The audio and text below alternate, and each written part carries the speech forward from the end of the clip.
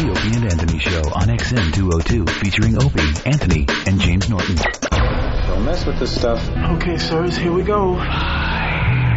What is the virus? In the space of an hour, a single virus has invaded, multiplied, and killed the cell. Continually multiplying, searching for the next victim till there's nothing left to kill. The answer to infection. There is no answer to infection. It's already done pretty much all the damage it can. Fills their veins and blood with pure rage. And then eventually, everything just stops. The virus is spreading.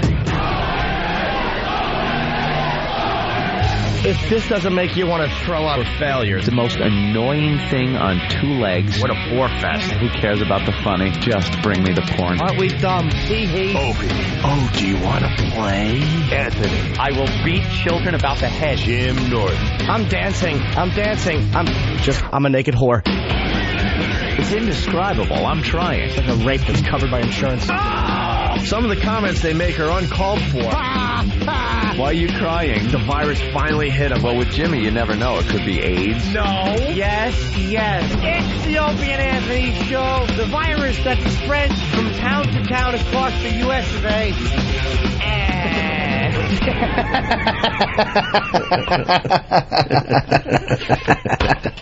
I hate you. But enough of this palaver. Let's get the show on the road.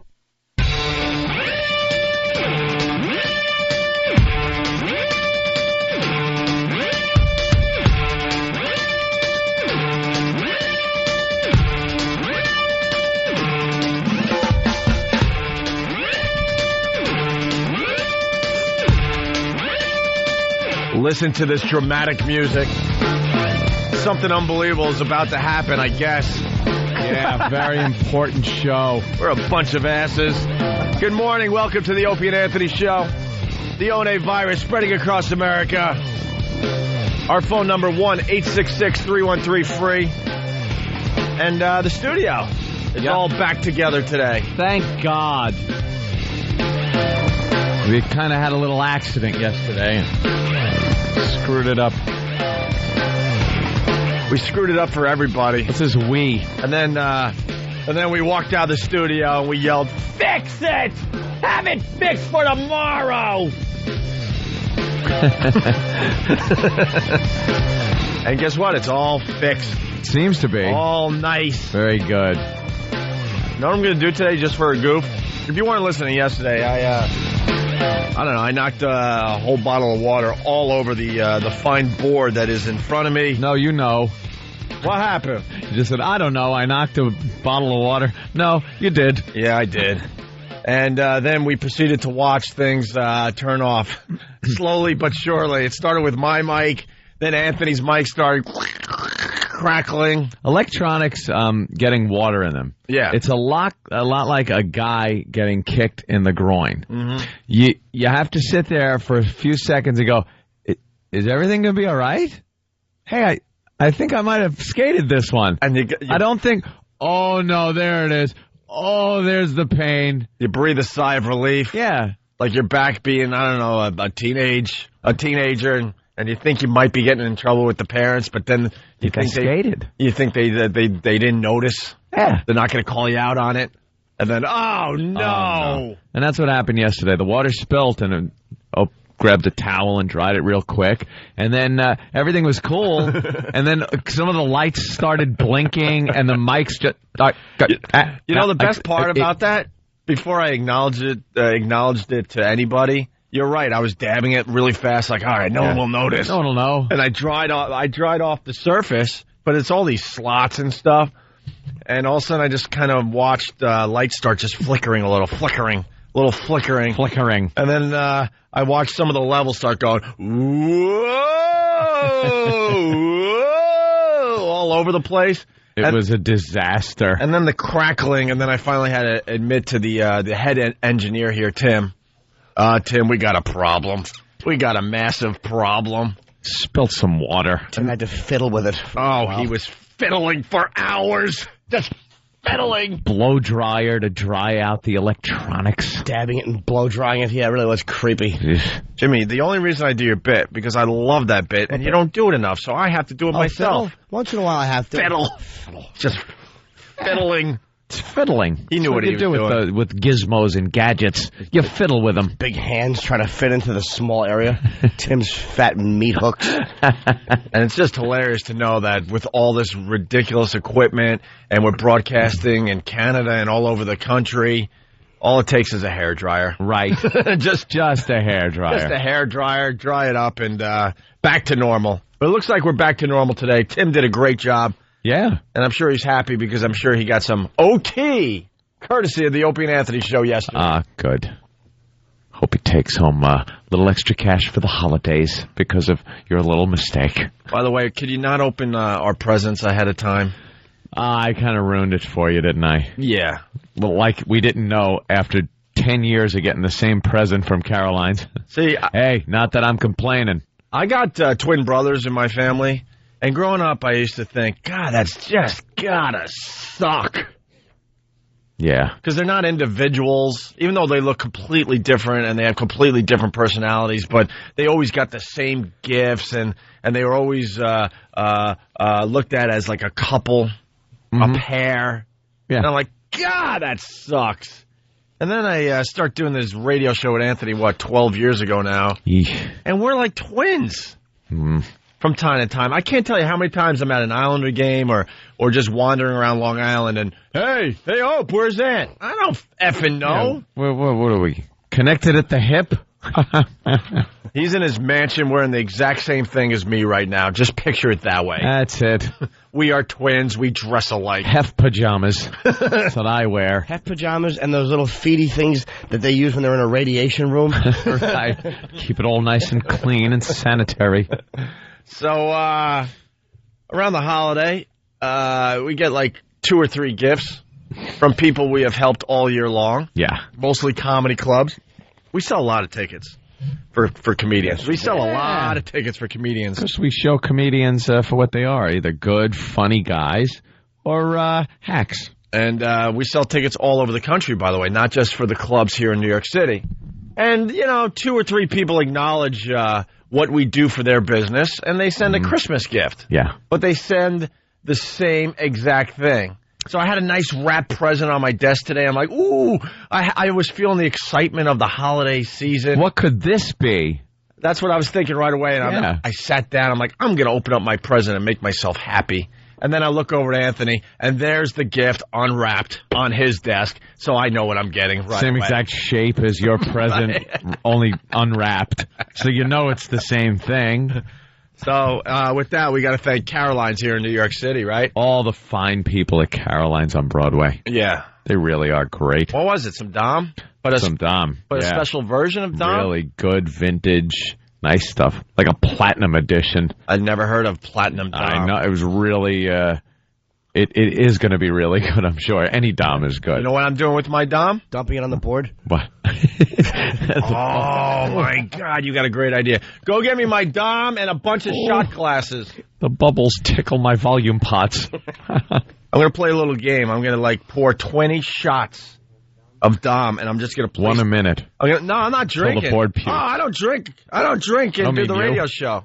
Till the board pukes. You used to drink and do the radio show. That's right, when we did afternoons. What a pleasure that was. I want to pour a bunch of shots of Dom and shot glasses and just place them all over the board.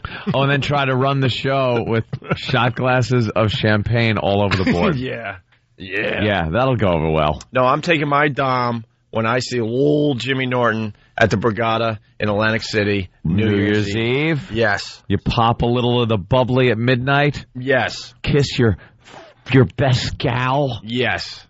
That's what I'm doing with my Dom, Jimmy. It's a nice place to have it New Year's Eve. That's good. All right, hey. I'll have mine tonight. You celebrating Thursday? Yeah, why not? Be funny if you got into an argument in the audience and crash your Dom into somebody's face in the middle of my show, get arrested. Something tells me those bottles don't break too easy. Very thick and heavy. You can really smash someone's face with them.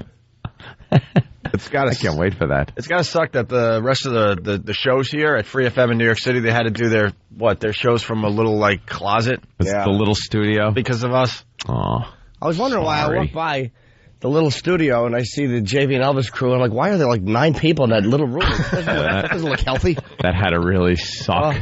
I was wondering why they didn't just leave the studio set up the way it was until the shows were done. Yeah. And then come in and fix everything. Yeah. And then, so they wouldn't have to be in a closet broadcasting. No, That's a pain in the ass. All right. Hey, speaking of alcohol, this is a quickie. We got stuff to do today. We're going to talk about Yoko.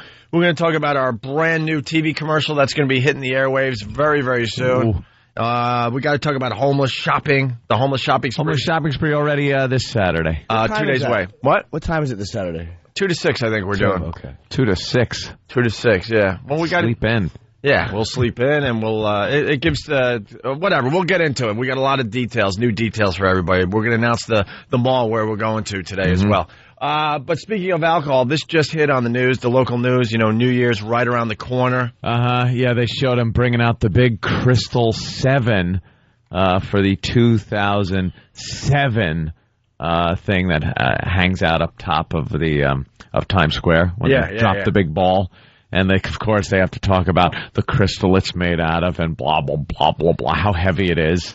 And so all the New Year's stories are starting. And they just had a hangover story. Yeah, because people like to drink on New Year's Eve, apparently. And this is 40 seconds. That is a complete waste of time. Yeah.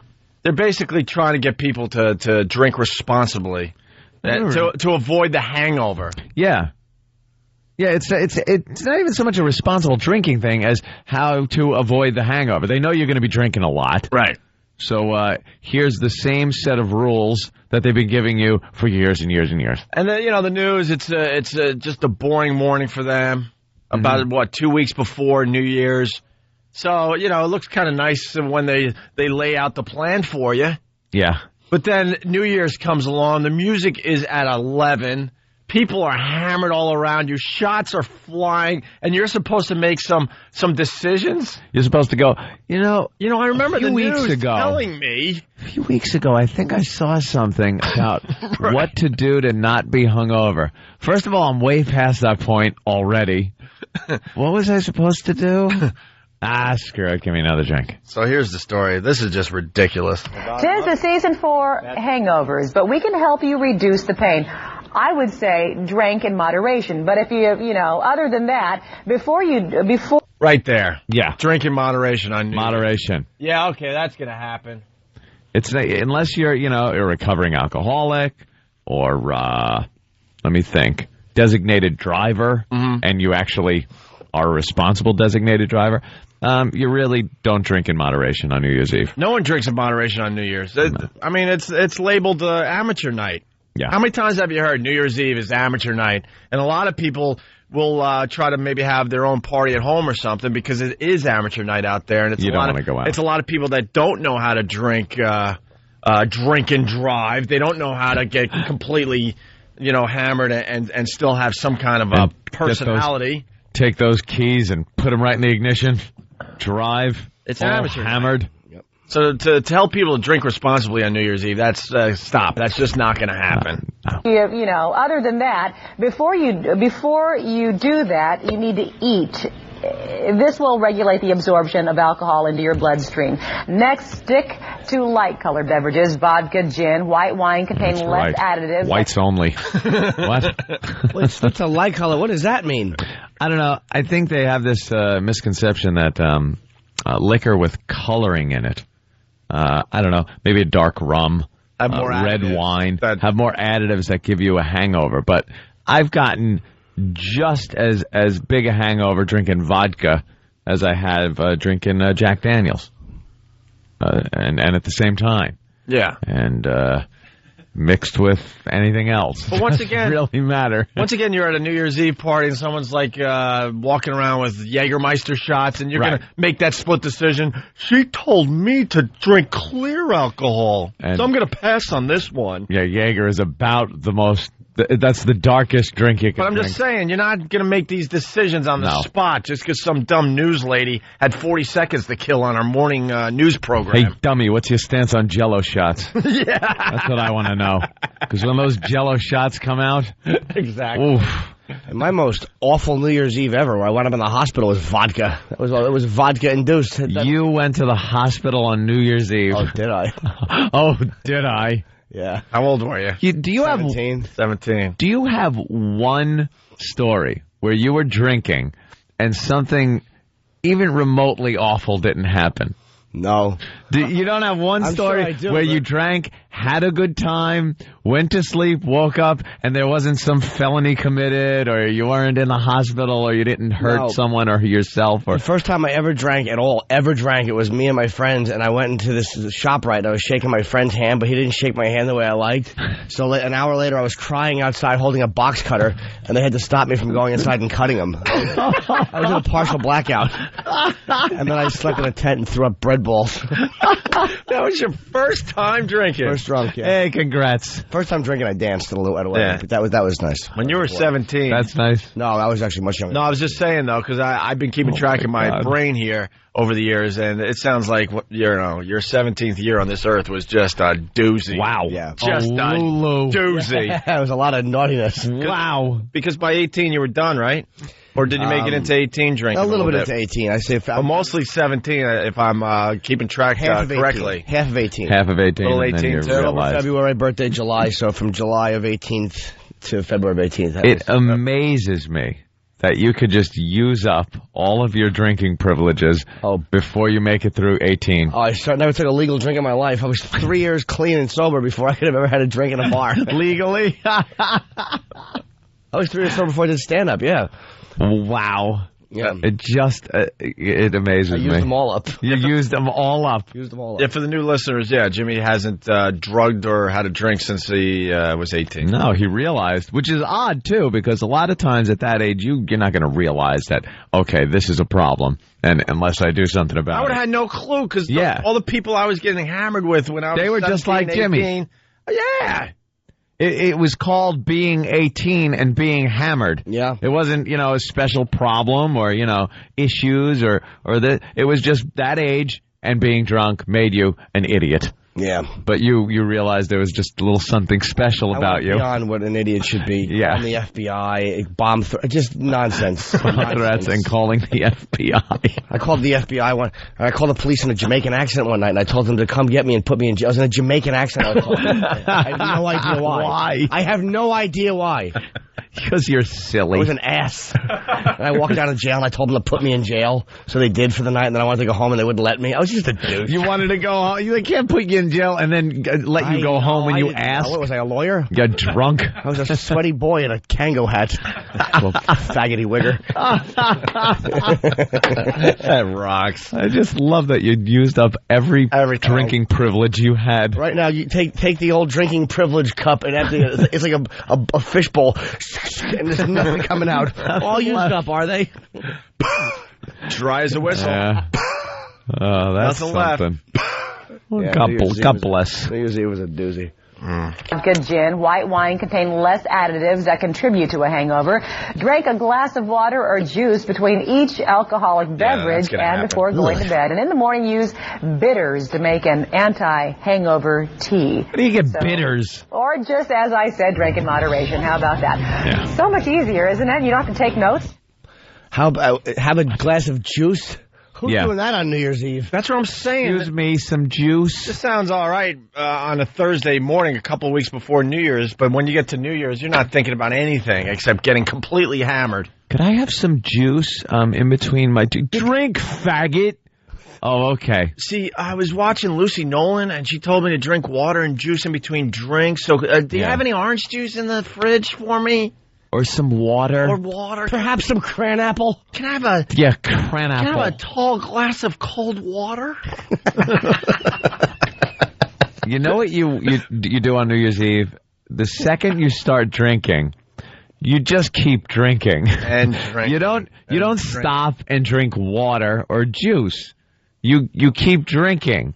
If there's a choice, if you've had a couple of beers and now there's a choice, another icy cold beer or a glass of water, you're grabbing the beer because it's New Year's Eve and you've already had a few. Yeah. You're not thinking responsibly. No. If you were, you wouldn't have had the first beer, probably. Right, absolutely. All right, listen, we got to step aside. When we get back, let's get into Yoko.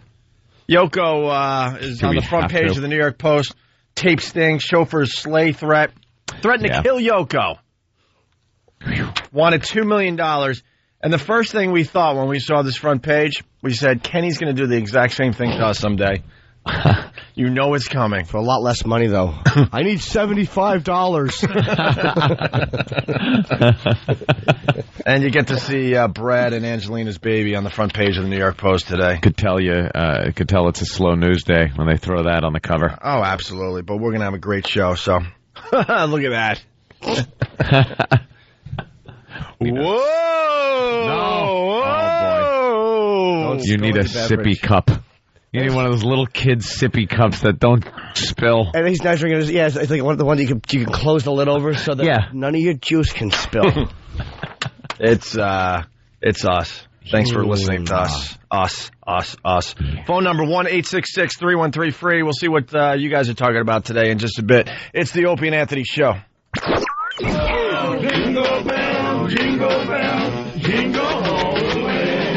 It's the 2006 Homeless Shopping Spree, only on the Opie and Anthony Show. Coming this Saturday, December 16th from 2 to 6 p.m. Eastern. Whoa. The Opie and Anthony Show is going to bring a busload of homeless degenerates to a snooty mall, maybe one in your town, and give them some money and take them shopping. Golden Buns is gonna get busy. Immerse yourself in a time-honored tradition. Enjoy the holiday spirit and the stench of booze and vomit as we partake in another homeless shopping spree this Saturday, December 16th on the Opie and Anthony Show. Hear what everyone else is talking about. O&A Uncut and Live, continuing the show on XM Satellite Radio starting at 9 a.m. Eastern. Visit xmradio.com to subscribe. It's the Opie and Anthony Show. The virus is spreading. Opie and Anthony! Good morning. Bunch of spoiled brats on Pal Talk today. Why? What's going on? We are spoiling them. What's up with Pal Talk? Well, they were mad because the microphones were off during that break. We leave them on during 99% of the breaks that we take during commercials. You know, we sit around here and BS and stuff about everything. And we were talking about, like, Christmas presents and stuff. For our chicks and stuff. And we know what loudmouths you are.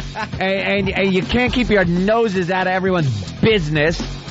So we turn the mics off while we discuss Christmas presents. They're beeswax minders. Yeah, mind your own. So they were all bitching. Secrets. Ooh, they're telling secrets. Why? No sound. There's no sound. Panic guy. You get like panic guy. Something's broke. There's no sound. Nosy guy. What do you think they're talking about? Over and over again. You know, if I was a fan of this show, and I'm not, I would think the Pal Talk thing would be really, really cool, though. Behind the scenes stuff like that. Kind of doing our own reality thing. Yep. We invented reality. Hoo-hoo. Apparently, we are getting credit for inventing the use of Pal Talk on radio. That's right. There's an article, I think it's coming out in FMQB, one of the trade publications. They did an interview with one of the head guys from Pal Talk, and we are prominently in this article. They really talk about us and how we use it to interact with the audience and everything. And he does mention that we are like the first show that really brought this on board as an interaction with the audience both ways. They watch us, we watch them, they interact with us. And how is Howard going to spin this one? Somehow he's going to say that, no, he invented this. I invented it. I called it buddy chat at the time. Ass. He is an ass. Yeah, we love the Pal Talk cameras. They're all over the place. We got 2 in studio. And then I think we got a camera that's just at XM, so we can keep an eye on the guys over there. So we can watch Steve. Yeah, it's Steve Cam, the fuzzy bear cam. Steve Cam. Watch him get shot with a tranquilizer dart and then put a tag in his ear. Yeah, because I'm trying to get everyone up to speed. For the new listeners, we do 2 different shows every day. We do one for, regular radio or terrestrial radio. And then we go over to XM. So there's a staff over at XM getting ready for that part of the show. So we get to take a look at them and make sure they're earning their keep. I like the idea of when Anthony will go away and hook up a camera. I don't know that's a Pal Talk. Oh, yeah. It actually is. It's one of the Pal Talk cameras, but I could access it anywhere, anytime I want. Oh, I should do that and catch my girlfriend doing things. Oh. Catch her snooping. I'll bet you she snoops. But I don't know if she's a snooper. I'll bet you she does passive-aggressive things. Like she probably takes my toothbrush and does things that you only thought were myths. And then puts it back for me to brush my teeth with. And then silently giggles. Yeah, every time I brush my teeth and I wonder what I ate again. Yeah, when I go away, I could just like pop it on and take a look at the house because you got the camera that can move, remote control. So you pan around. I pan around, make sure everything's there.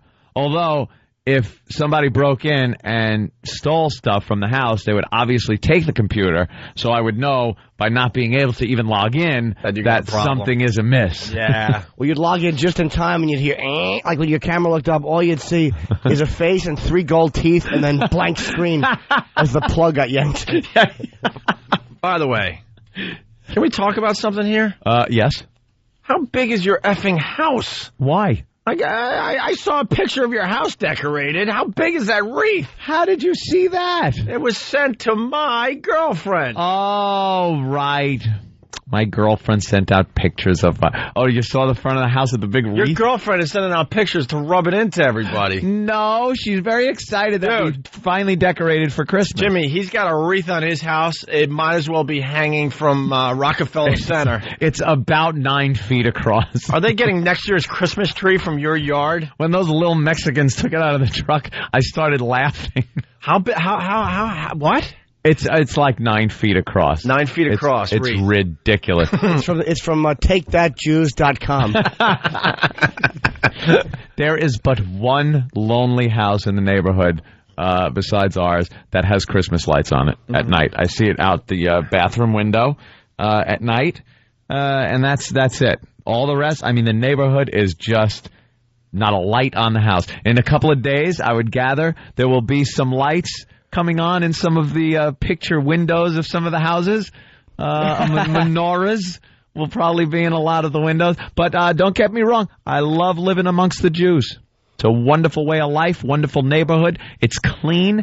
It's crime-free, wonderfully manicured lawns. I love the Jews. But I want to know, I'm a little bothered. I didn't get a Christmas card that Ope got. Why wasn't I sent a Christmas? You didn't get the little online... I was online. It was sent to it was just sent 4 online. people. But Jimmy didn't get... Maybe I didn't check the email. I have to check that before I start making accusations and getting Jimmy? feelings. Don't even look at it. You'll just get depressed. I want to blow it up as a goal. And that's a goal of mine, to get a house like that. And he didn't even decorate his own house. I hired Mexicans. I didn't even know you could call a company. I didn't either. And they just come over and decorate your house for you. Dude, I am finding out that there are people to call for everything. Yeah, well, I do nothing anymore. Anthony does with his money what everyone wants to do with their money, which is... fetch that boy and fetch me that boy. I've just reached a point in my life where I've done enough. I worked for a living for many years, and I had it. And I moved my own furniture like everybody else does many times when I got thrown out of my apartments for not paying the rent because it was much more important to buy radio control airplanes at the time. And to get everyone up to speed again. We're reintroducing a lot of people to this show. Yeah. Anthony did live in his car for a while. Yeah, and there was a time I was actually homeless. I had to live in my Monza, my 1979 Monza. And now he has a 9-foot wreath in front of his palace. What the F? He really does have a big... I haven't seen it yet. I'm sure we'll be invited over soon. Well, holidays? Big holiday party? Well, the interior is still being worked on. I am not furnished yet. Yeah. It takes so long to furnish a house. It really does. I swear to you, it really takes a long time.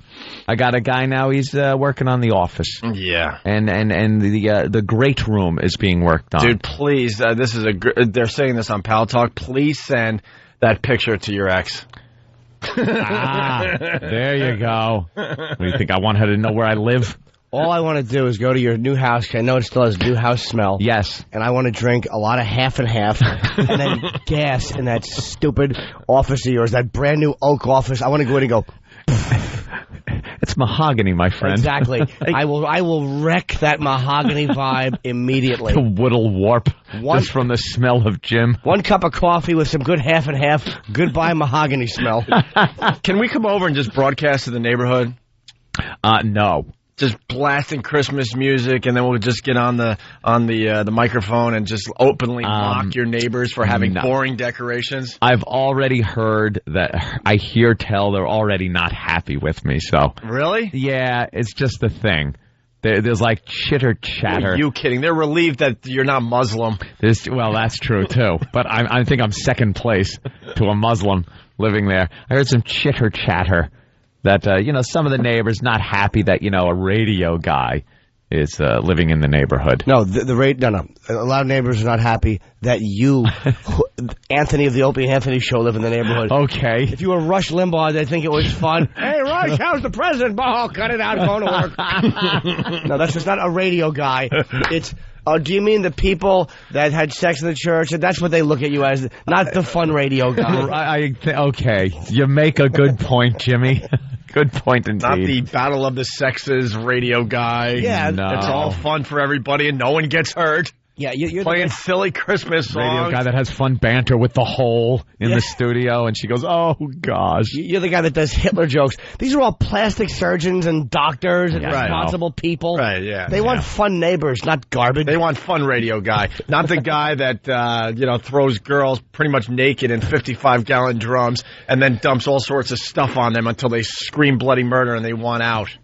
Yeah. Maybe you're right. They want the Scott and Todd type radio guy. I've seen them take their walks through the neighborhood and actually point at the house. And I don't know what they're saying. I don't know what they're saying, but they point. Oh, they're planning accusingly. a coup. They're planning a coup. Yeah. Let them try. Good luck. Do you know how much you have to look out the window suspiciously to catch people silently pointing at your home? Yeah. Do you know how many hours he has spent at windows just peeking? I've peered. I bet you at home, Anthony puts on like the black makeup under the eyes to keep the sun from bouncing so he can... We have what we call busybodies in the neighborhood and just people that drive around. They stop in front of the house and take pictures of it. There are people that take pictures of it. And that annoys me. They fans? So I don't know what they are, but they just drive by in their cars and stop and take little photographs. And I stand in the window and look at them. And I watch them drive by. And I go, what are you taking a picture of? Gets me angry. But I do peer out my windows a lot. I know you do. Upstairs. Look out the turret window. I have a turret. I'm gonna install some guns in it. Like I said yesterday, I have my haters out there. Some dude on his cell phone just trying to get to me every morning. Opie, you make the same as Anthony, so stop with the aunt's house is so big, blah, blah, blah bit. It's old. You could afford it, too. I can't find anything in New York City that I like. Are you still looking? Yeah, I'm looking twice a week. I looked at some dead guy's apartment the other day. It's a little... Is he still there? Huh? He might as well have been. The smell made it seem like he might still be there. He was sitting there with his legs crossed, pointing in a gentlemanly fashion at the art on the wall. Yeah. Look. It took me, by the way, to that guy, it took me a year and a half to find the house I wanted. Year and a half. I'm not trying to make anyone think that Anthony makes a lot more money than me. Trust me. But the reality is I can't find anything in Manhattan. You can't find a nice place to live in Manhattan. Very hard. And let me interject. It's really hard. That I am trying to make it that Anthony makes a lot more money than they to that listener. But it took me a while, too. It's hard to find a place you want to live, man. You want to buy a place. And the reality is there's people driving by Anthony's house taking pictures and stuff because he just has a lovely house at this point. Oh, thank you. Well, I've heard. I mean, I've only seen it in pictures. And I got... Feel free to stop by. And I got homeless guys sleeping right outside my door. That is a fact. So it's a little different right now, okay? Maybe eventually, just like getting a nice bottle of Dom where we have equal gifts, maybe we'll have equal residence. Yeah. But at this point, the reality is I live in an S-hole. He's had people over. Opie's had people over. I'll say that. I've never had anybody. I'll have you guys all over as individuals. As a group, you can die in the lobby because there's none of you coming up as you don't want a big, absolutely not. Bunch of animals dirty in your house. Shoes all over. Yeah, you're tracking dog logs all over the place. I certainly don't. Nice clean feet. It's all of us have our criteria for the perfect place, and it's all different. You know, Jimmy wound up getting the place he wanted. Mm-hmm. Nice. No, Jimmy got the place that he wanted / that could afford. I want to move up eventually. Well, yes, that's true. Jimmy, but it's a nice building, and you like it. Love it. Your place is nicer than just about every place I've seen in the last 8 months. Really? It's unbelievable. It's unbelievable the crap holes that I've seen. For the money I'm willing to spend, just bathrooms that just have mold. And See, you want to live in Manhattan. And the wallpaper is peeling off the walls. They didn't even bother to, like, make the place halfway decent. No. Smells that I can't even describe. I had to deal with a commute because I wanted to live on Long Island, but I didn't want to live far out on Long Island because the commute really sucks. But you get a lot more for your money the further east on Long Island you go. So you got to kind of compromise and say, all right, I'll move in a little closer to Manhattan, but maybe I won't have as much property or something. Right. So there's all these compromises you have to make. One, if you want to live in Manhattan, you're not going to get as much room for as much money as you would in the suburbs. Or in Brooklyn, you could buy a brownstone. Or yeah. Get a brownstone. Yeah, but it's Brooklyn. Yeah, at that point, I'd rather have a commute. You know, the reality. What I want is an easy commute. Yep. So I want to be, 14, 15 So all this costs you money. Yeah. In some way or another, it translates to a dollar figure. You don't want to commute, it's going to cost you. Yeah. Yeah. So far, no luck for me. Why don't you just move in with me? We'll have you and your chick, and my chick's there a lot, but look at 4 of us like a sleepover. That'd be cute. Yeah. Sleeping bags, you could pull out a cot. Yeah, girls could talk on the couch all night, Now, I'm only saying because we Can I chain you to your bed? No, well, you know what? That may be happening sooner or later. The way things are going with us. Things are moving into some fun directions. Tee-hee. Oh, no. It's just always a crapshoot with you. I couldn't believe I liked it slapped. I don't know why. I've never had it slapped. Not hard, just... I couldn't believe I liked it slapped. Oh, no. Jimmy found a keeper. You are really, really not too far off from just completely falling off the edge and getting into some really weird stuff. Way to look at it. I think right now I'm looking up at the edge, hanging on by my teeth. He's looking for a wedding hall because I think he's truly in love. He found the one. There's only we always had it's all leading up to certain things. Like she meets this criteria and that criteria. Yeah. Now it's like, let's just see how you like this special belt that I have with the little thing on the front of it. Oh my God. Teach me a lesson. That's right. Could you put on this this salt and pepper man's wig and call me Sonny? I'll explain later. I want to come over to your house Christmas morning, man. We're getting a tree. For the unwrapping of the gifts. I got a tree. I'm getting a tree. No stand, so it's kind of just leaning against a wall right now. But yeah. Yeah, I'm just the worst. No stand? Anthony doesn't either. He actually hired 2 Mexicans to hold it. Just hold it. They stand there very still. But you give them water every once in a while, right? Yeah. I did the Pal Talk chat the other day. Remember that? Yeah. They went to version 9.0, so they had the little celebrity chat thing, and I was invited to participate. And I did it as a fireside chat. So it was the first time I used my fireplace, and Pal Talk people were saying, bringing up Opie's little Javalog incident and telling me make sure I have the flue open because I don't want the fire department to come over. I've had some terrific stories. It's given fireplace. It's given me smoking out your apartment. It's given me some great fodder for this radio show. I'm just a sweet boy. I'm just a waste when it comes to trying to figure out stuff in my personal life as far as how to live right. I stink. I think it's fear-based. That's my opinion. Like, deep down, you're afraid of something. Like, doing certain things is like an acknowledgement of being an adult. Yeah, it's an acknowledgement, yeah. Oh, yeah, I don't ever want to grow up. That's true. Now that I'm pushing 30, I'm getting a little scared. Yeah, a little scared. Once you leave college like that. College. All right. And you leave college.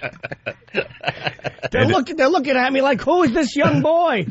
You know what it is when you're what they call liquid. You know, when you liquid, you don't have many responsibilities, and it's a very youthful way of life. You go, you grab some money, you do whatever you want. Mm-hmm. Once you start buying major things like houses, that's a responsibility, and it's a commitment. It's things like that I think you probably aren't as easy with. Nah, I mean, maybe 5 years ago, I'm more than ready. I'm more than ready. Yeah, now. It's so frustrating that I can't find what I want. But it's to actually make the leap into purchasing something like that, like a house, is a big thing for somebody. And you do, like, get nervous, and it keeps you kind of on your toes after you do it. You realize, I can't just grab up and leave or, do whatever the hell I want. You got certain responsibilities. No, I'm more than excited. I mean, you guys know, I actually was going to buy Stone Phillips' place. Yes. And then the co-op board got a hold of me and said, we don't want him in our building. Stone Phillips. And that place continues to just sit there. So something's going on with that. Does poor Stone just have to eat it? The co-op board, there's something going on with the building. Just got to sit there and not get money. It's the Oliver Cromwell building, and they got it out for Stone Phillips because that place is gorgeous, and no one else is buying it. And I've heard rumors that Stone Phillips might have maybe made some updates on the apartment without talking to the board, and now they're so pissed off they're going to make that place sit there for a while. So they can have... It's been sitting there for over a year, and the place is unbelievable. It's within their power to deny anybody that makes him an offer. So they, in fact, have power over him never selling his place. Right. And the price has dropped drastically in the last... well, at this point, it's probably a year and a half. It's like, oh, why didn't you let me sell my place to this guy? Oh, don't even have to tell you. There doesn't have to be a reason. Oh, he must want to bash that. Dude, I put down a down payment, 10%. Fix it like he should fix it like Dr. Boom did. Remember him? Dr. Boom? Good old Dr. Boom. When he blew up his apartment building. Good old Dr. Boom. Dr. Boom. All right, listen. What's it called, Trump? You know Donald Trump. Tell him to get you, hook you up. The Trumpster. Yeah. I looked at a place in one of his buildings. It was all right. It was all right. Is that all right? It was one of the older buildings, though. Talk about new construction. This is what I want, and this is what I'd like. That's Please. What you get. New construction. So, although, Opie, you raised a good point about when someone builds something and you buy it, you're paying for new construction, and 3 or 4, how many years from now, the value goes down. You can't sell it for the same thing because it's not new anymore. So it's not new. Well, I don't know for sure, but that's my theory on the whole thing, because I'm also looking at new construction, and the prices for new construction is like almost twice the price for the same type of apartment that's a bit older. Technically, you're not supposed to lose money, though. That's what they say. Technically, you don't lose money. New construction, who knows? It doesn't matter. If it's old construction and you buy it, it's not going to get newer as time goes on. It too will age. But you're not spending more just because of when it was built. Like, you're spending a lot more. And if I sold my place right now, I would lose money because the real estate market has dropped. Wow, this is fun for people to listen to. Yeah, I know. Hey, why not? It was fun. Pseudo-homos talking about real estate prices. Come back in a few minutes after the break. We'll be discussing interest rates. It was fun until 2 minutes ago, but at least we'll acknowledge that. That's true. So we're going to regroup. 3 Z's. Hey, we got a brand new TV commercial that we just got done. And we want to do something different with this TV commercial. It's going to be on TV, but we want to debut it on the net. Yeah. On one of the big websites. So Steve's working on it right now. We'll see. Foundry Music. Well, we'll get into the details next, and we got to talk about the homeless shopping spree. We got to talk about Yoko. We have to talk about Obama. What is about Obama? Well, they're finally acknowledging that his name could be a problem. Of course it is. And do you even know what his middle name is? Yeah. All right, we'll tell the people next. It's the Opie and Anthony Show. Opie and Anthony will be appearing on The Tonight Show with Jay Leno Thursday, December 21st. Jim Norton will be tagging along for no good reason other than to get a free trip to Los Angeles. That's Opie and Anthony on The Tonight Show with Jay Leno Thursday, December 21st. Check local listings for showtimes. It's the Opie and Anthony Show. The Opie and Anthony virus.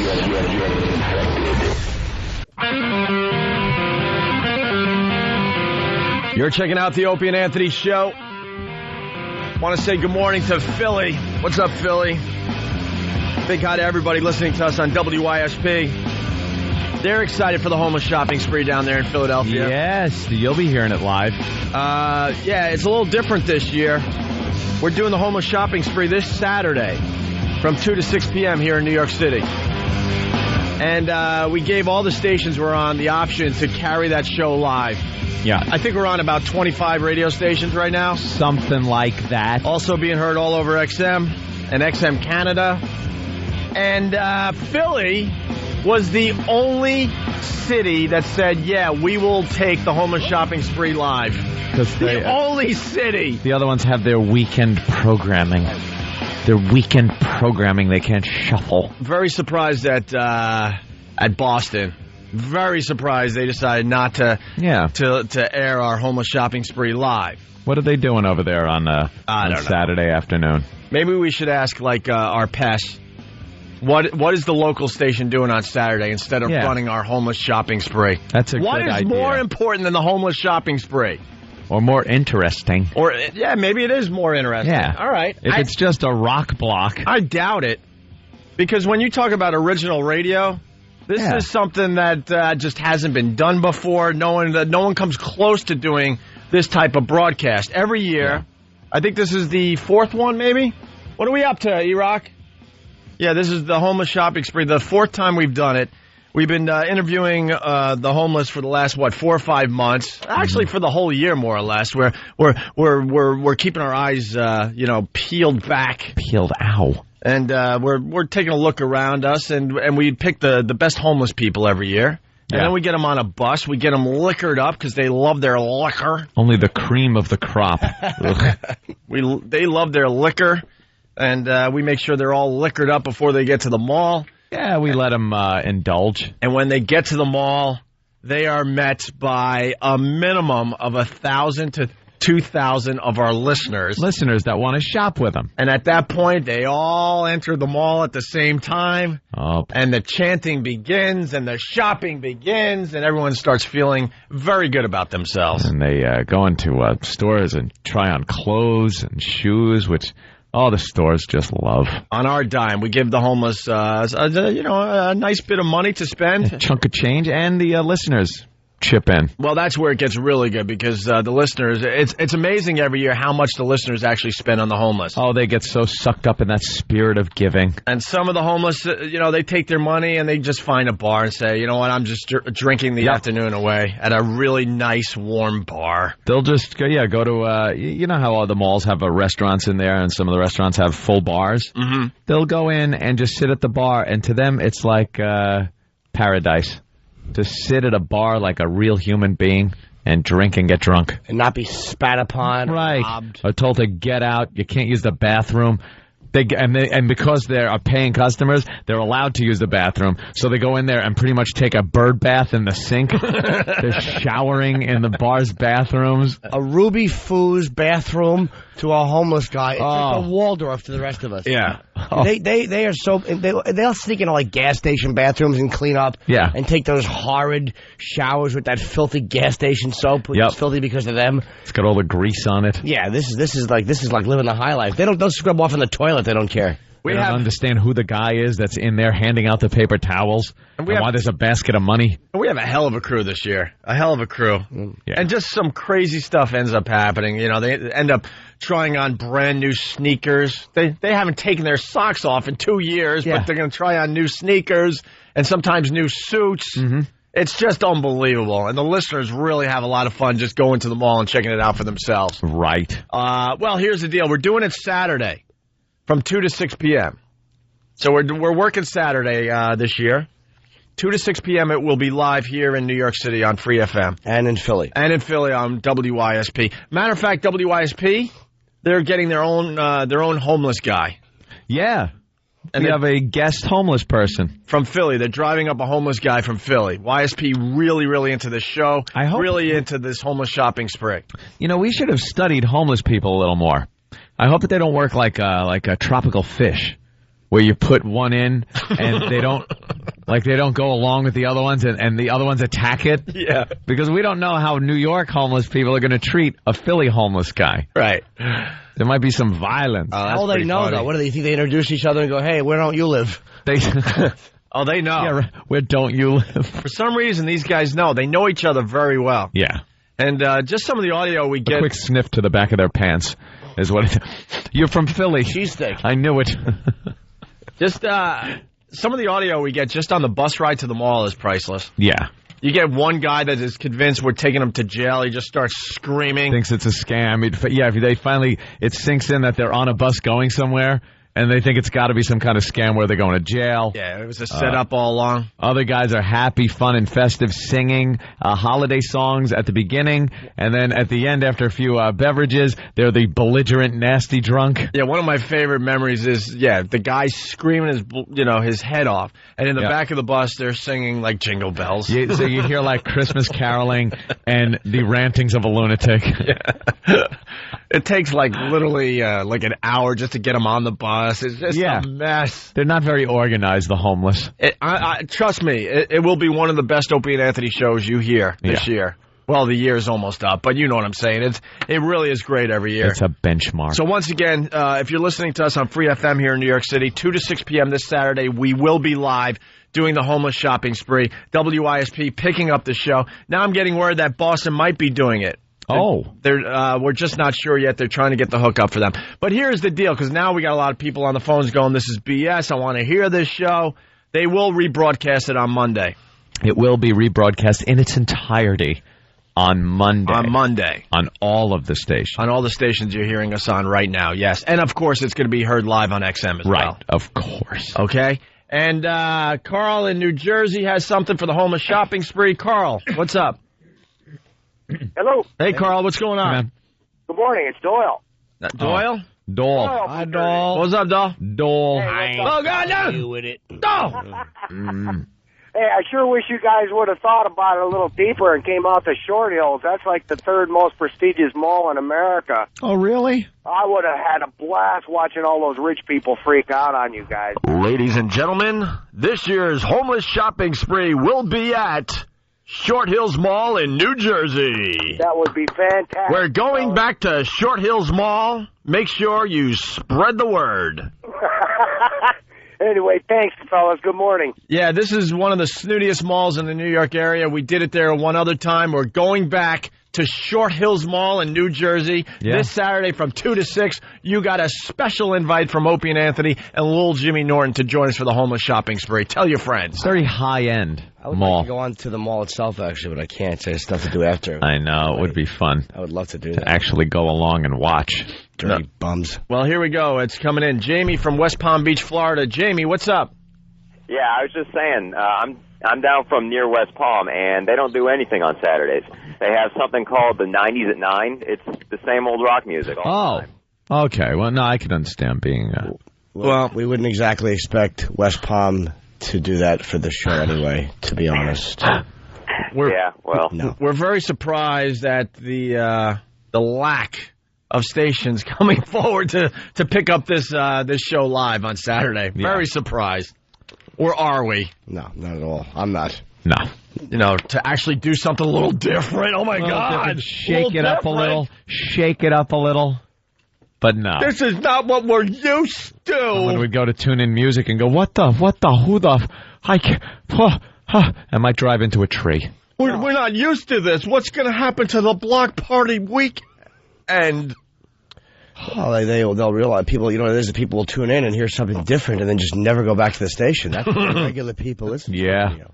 They never go I'm sure back. they've done studies. I'm sure they have. And it's research. Is this true? I don't remember this. John in Jersey, what's up?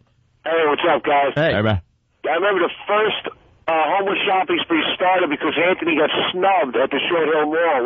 One of the people there, a couple of the stores treated him like crap because he wasn't dressed appropriately. So, for revenge, you guys brought a whole bus full of homeless people to Short Hills Mall. I love how urban legends get started. Where the hell did that one come from? Sir, can I tell you something?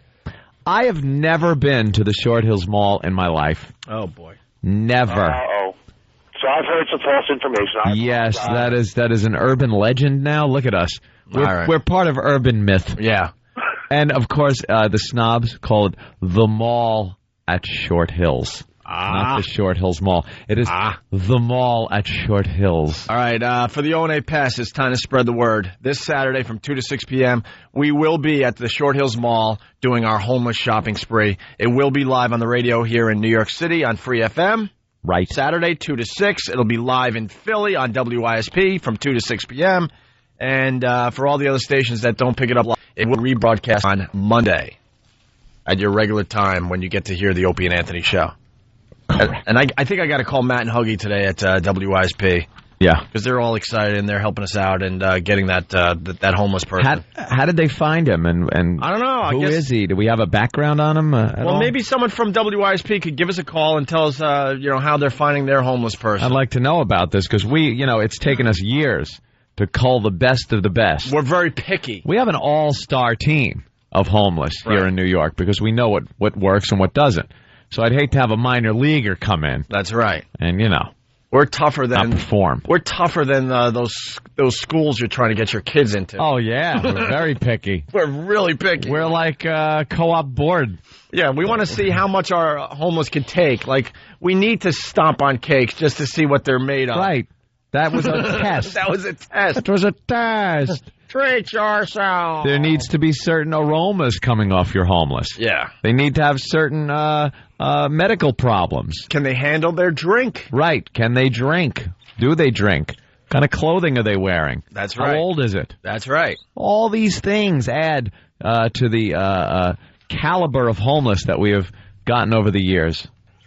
I just hope Philly. I have faith, but I just hope, it's not some guy like with some charcoal spread to look like a beard, holding a stick with a bandana on it over his shoulder. Got him from Central Casting. All right, here we go. We got Jake. What's up, Jake? Hey, morning, boys. Hey, Jake. I got to tell you, man, I was at the first one at Short Hills. It was so fantastic. I'm so happy you're coming back. I know that the people there aren't, but it's going to be amazing. Now, all we ask, because we will get, I'm not kidding. I mean, you can see it for yourself. We're going to have at least 1,000 to 2,000 listeners at this mall on Saturday from 2 to 6 p.m. Yep. We're going to take over the mall. All we ask is you keep it fair. Keep it fair. No, that you don't act like an ass. Yeah. Yeah.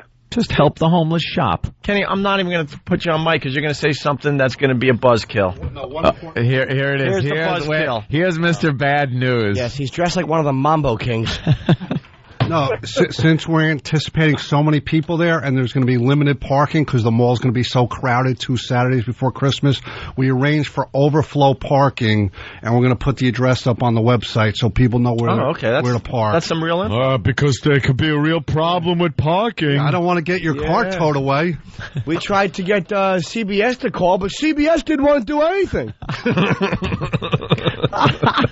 And shave that mustache, you creep. Yeah, what are you doing? You're trying to grow it in again. No, we talk about this from time to time. Kenny had a mustache for, 30 years? Yeah. It's the law when you're a cop. Probably close to 30 years he had this mustache. And we convinced him to shave the stupid thing off finally and go for a new look, which he did, and he has accepted. He likes his new look. And where were we where someone said you look younger than your license? We're coming back from West Palm Beach, I think. I get a lot of compliments. Okay. But he's had the mustache for so long. I get proof at bars. That he has to let it grow in for what, Jimmy, 4 days? Just to the point where it looks just downright creepy. He looks like one of the Brady girls when they had the painted on mustache doing like those little funny plays they would occasionally do around the home. Skits. Yeah, a little sketch. You are, but the thing is, why don't you continue growing it? You've gotten it to that point about 5 times since you shaved, and then you shave it off. And then he shaves it off. Why not just go for it or don't? So basically, he's shaving his entire face, but letting the mustache go for like 4 days. Just to the point where it looks really awkward and stupid, and then he shaves that back off. I do because I want attention from you guys. And look, we're giving it to him. All right, thank you. Just wants love. Well, we are going to put the details about parking and like what entrance we're going to arrive at, so we can. Because if you go in the wrong door, I'm not going to be responsible for what happens. No, like we announced the homeless people like they're walking down the red carpet. It is like a red. I forgot about that. The arrival. The arrival is amazing. Where's the arrival this year? We're gonna we'll post the entrance. All right, but for the people maybe that don't go on our websites like others, just kind of look for the crowd gathering, because what happens? I forgot about this. The entrance. The bus arrives and these homeless guys. By the way, I can't go to the phone right now because we're way too busy. Do you guys clean the homeless? Absolutely not. No, stop it. Dirty them. We find them like sleeping on a stairwell somewhere, or this isn't a makeover show, you idiot. Next to a subway stop, and we get them on the bus as is. They go as is, and then the bus arrives. And did you make the announcements last year? I think Keith does. Keith made Keith. It's Keith's baby in a way. Yeah. So Keith makes the announcements. He announces the homeless, and one by one they get off the bus to just applause like it is Oscar night. Yeah. And celebrities are arriving in limos. I think this year, I see Andrew as being the star of the day. The guy. The one that's going to get the biggest amount of cheers when he gets off of that bus. Yeah, the guy, the homeless guy where I jumped on his cake. We talked to him on the walkover when we go to XM every day. So I think he's going to be a big star. If you don't know who Andrew is, the video is up on YouTube. I earned that cake. If you want to check out the cake stomp. But yeah. They yell out their catchphrases. Yeah, so they're announced and the applause is like they're seeing rock stars. Yeah. Well, they are. They feel great for a day. What? The flash bulbs with the flash bulbs and the cameras. Yeah. The entrance is going to be by the Mexican restaurant whose name I can't pronounce. Dopo? Taco Bell? I wouldn't eat there because you can get E. coli. That's it. It's there's one of the main mall entrances, and it's right next to a Mexican restaurant. Oh, I know the restaurant. E. coli Mexicana. Look at Kenny. He got a kick out of that. He did. People were sick from E. coli. Why wouldn't he be happy? He's not laughing at the joke. He's laughing at the memory of all the illness. Yeah, that was terrific, wasn't it? Are they just throwing out every ingredient over there at Taco Bell? Well, now also? It's the lettuce. It was the white onions. The green onions. It's the lettuce. Jesus, we have no idea what it is. It could be a tortilla. This is the payback for illegal immigration. Is that what it is? Are there illegal immigrants working there? Oh, in the fields. Just in general. They're pissed off they're not getting what they want from this country. And they're sick of doing our dirty jobs, so they're like, all right, look what we do now. They're doing deuces all over our vegetables. That's how they're going to get us back. You watch. Oh, brother. They're gonna hold us hostage. Wash your vegetables, people. They're the ones in the fields. Do you wash the fruits and vegetables and stuff? Hell no. Kenny? I don't talk about mine. Mine's a melon. What do you think? Look at him, of course. It comes in its own little sealed package. He scrubs each individual grape if I know him as well as I think I do. Well, I do add that little extra personal touch. Oh, that's nice. Because you wash it off. Yeah. We don't want E. coli. No. Luke in Jersey. Luke, what's up? Hey, man, what's up? Hey, what's up? I got a question for you. How are you guys going to get into the Short Hills Mall? I mean, this time of year, it's packed just with regular shoppers. It's festive. You know what? I've been going to the mall every weekend, and I'm surprised at the amount of people that aren't there. A lot of online shopping going on.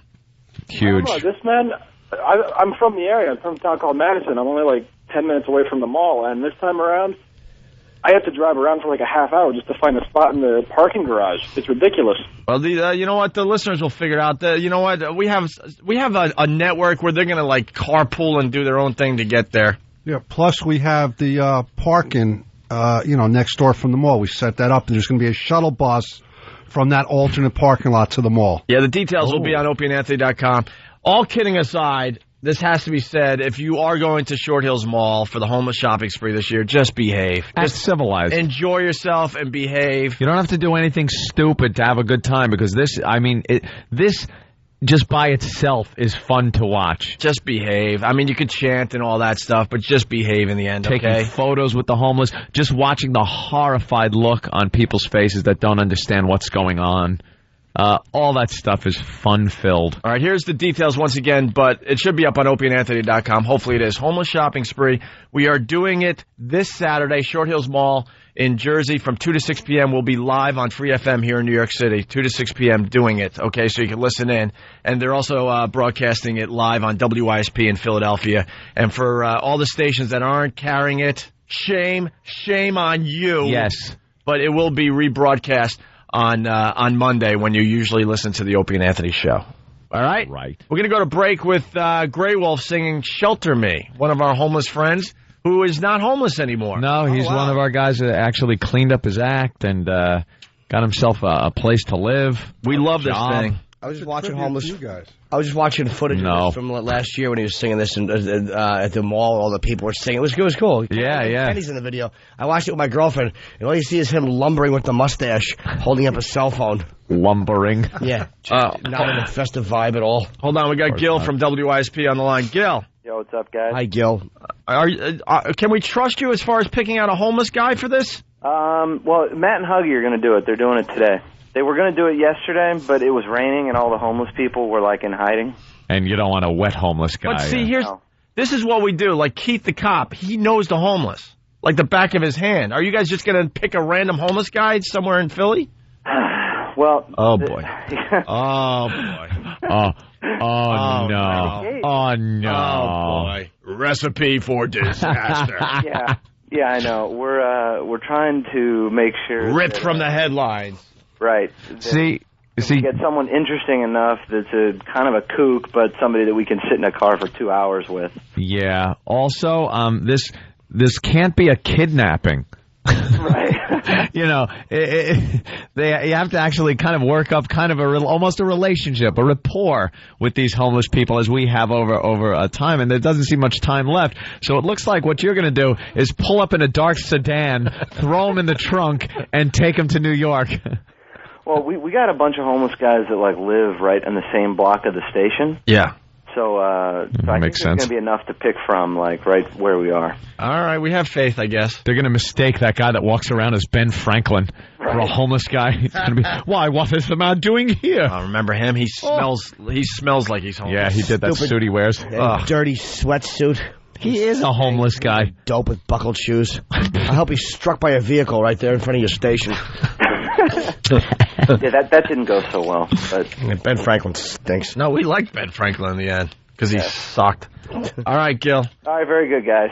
Keep us updated. Give us a call tomorrow or have Matt and Huggy call us tomorrow and let us know who they picked. All right, very good. I have faith. All right, we do have faith in WYSP. We love WYSP. Thanks, Gil. All right, thank you. All right, we're going to go to break. Yeah, so Grey Wolf came in, a homeless guy. He's not homeless anymore. He had a little chops to him as far as music goes. Yeah. He plays a flute. Mm-hmm. And he sang a song for Tippy Tom, one of our favorite homeless guys. The song is actually about Tippy Tom. Right. Yeah. I hope Tippy Tom's going to make it this weekend. Why? Well, you never know, because we got to round these guys up. Oh, Keith will get him. All right, Keith will get Keith's Tippy Tom. Pro. He's a classic. He is a classic. So Grey Wolf used his talent to sing a little song about Tippy Tom. Off the cuff, by the way. Off the cuff. Yeah. And then we got Drew Boogie to get some music behind it. And we just wish it was longer. It actually would have been a really good tune. We really believe this could have been a hit on regular radio. And didn't they try to get him to redo it, but he just couldn't do it? Why couldn't he? No, because couldn't recapture the moment. It was one of those things, and his voice wasn't right. Because the guy went and sobered up on us. I know. We should try to get him to do it again. It's bittersweet that he's right. It is bittersweet that he slapped his life together. It's kind of like would you want to listen to Keith Richards if he cleaned up? Ugh, no, same thing. So here's Grey Wolf. Listen to this masterpiece as we go to break here on the Opie and Anthony Show. Let's see how this comes out. Towels? All right, they're right there. All right, here we go. I got it to break.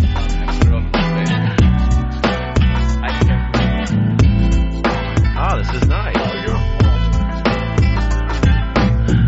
This is a story about a man, and he always was so lonely at night.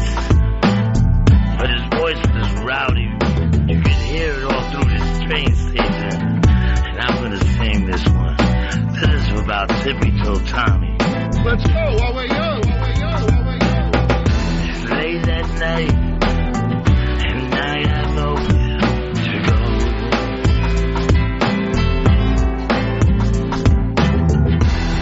My money's gone and off for all my friends. And the cop says to me, "Hey, you smell bad, get out of here." And he says, "And you know I have an angel." And he said, "That angel, shelter me from the pouring rain. You have homes. This is my life. I'm living with so much pain.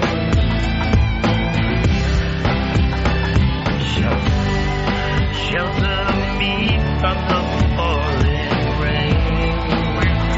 You have homes. This is my life. I'm living with so much pain." That's just a little piece. Jingle bell, jingle bell, jingle all the way. It's the 2006 Homeless Shopping Spree, only on the Opie and Anthony Show. Coming this Saturday, December 16th from 2 to 6 p.m. Eastern. Whoa. The crew from the Opie and Anthony Show is leaving New York City at 2 p.m. on Saturday and bringing a bus full of homeless degenerates to the Short Hills Mall in Short Hills, New Jersey. Golden Buns is gonna get busy. Immerse yourself in a time-honored tradition. Enjoy the holiday spirit and the stench of booze and vomit as we partake in another homeless shopping spree this Saturday, December 16th at the Short Hills Mall. Bye! It's the Opie and Anthony Show. The virus is spreading. Get infected. Hey, thanks for checking us out today. We greatly appreciate it. It's the Opie and Anthony Show. Hi. We're kind of excited. This morning, right around 5, we got to see our brand new TV commercial. Yeah. We've been doing radio, 12 years together, Anthony? Yep. I don't think we really ever had a real TV commercial.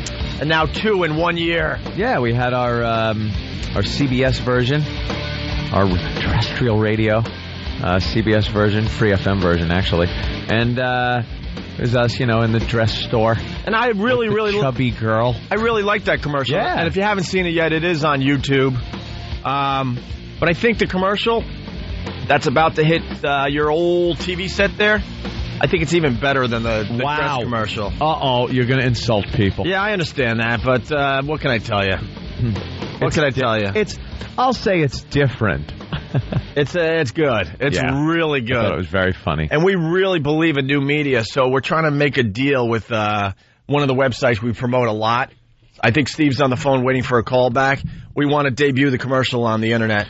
Yep.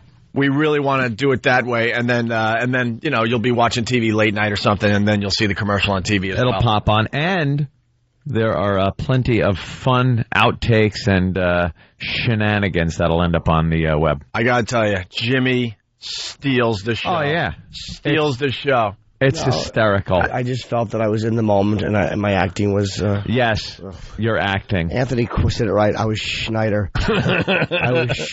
Schneider from One Day at a Time. Let's just put it this way. Jimmy has... Hey, Ms. Romano. Jimmy has an entrance. Jimmy has an entrance in the commercial. And the commercial itself... Befitting Jimmy. Anthony and I are sitting in a mock studio, and they're setting up the cameras, and then that's the point they go, so what do you guys want to do? Yeah, we wrote the commercial on the spot. They had built a set and everything. We went in. See, this was all very vague when we were approached to do this, which was much different than the other commercial we filmed, where we had storyboards and meetings, scripts and script revisions, and all kinds of stuff. And this one, they kind of said, "Hey, we're doing an XM commercial, and it's going to be about you guys." So we're like, okay, I figure it's going to be like Sam and his camera in the studio, and let me tape you guys, and then we'll put like a graphic that says O&A. And that's what I thought it was going to be. So we go to a studio, and they built a set.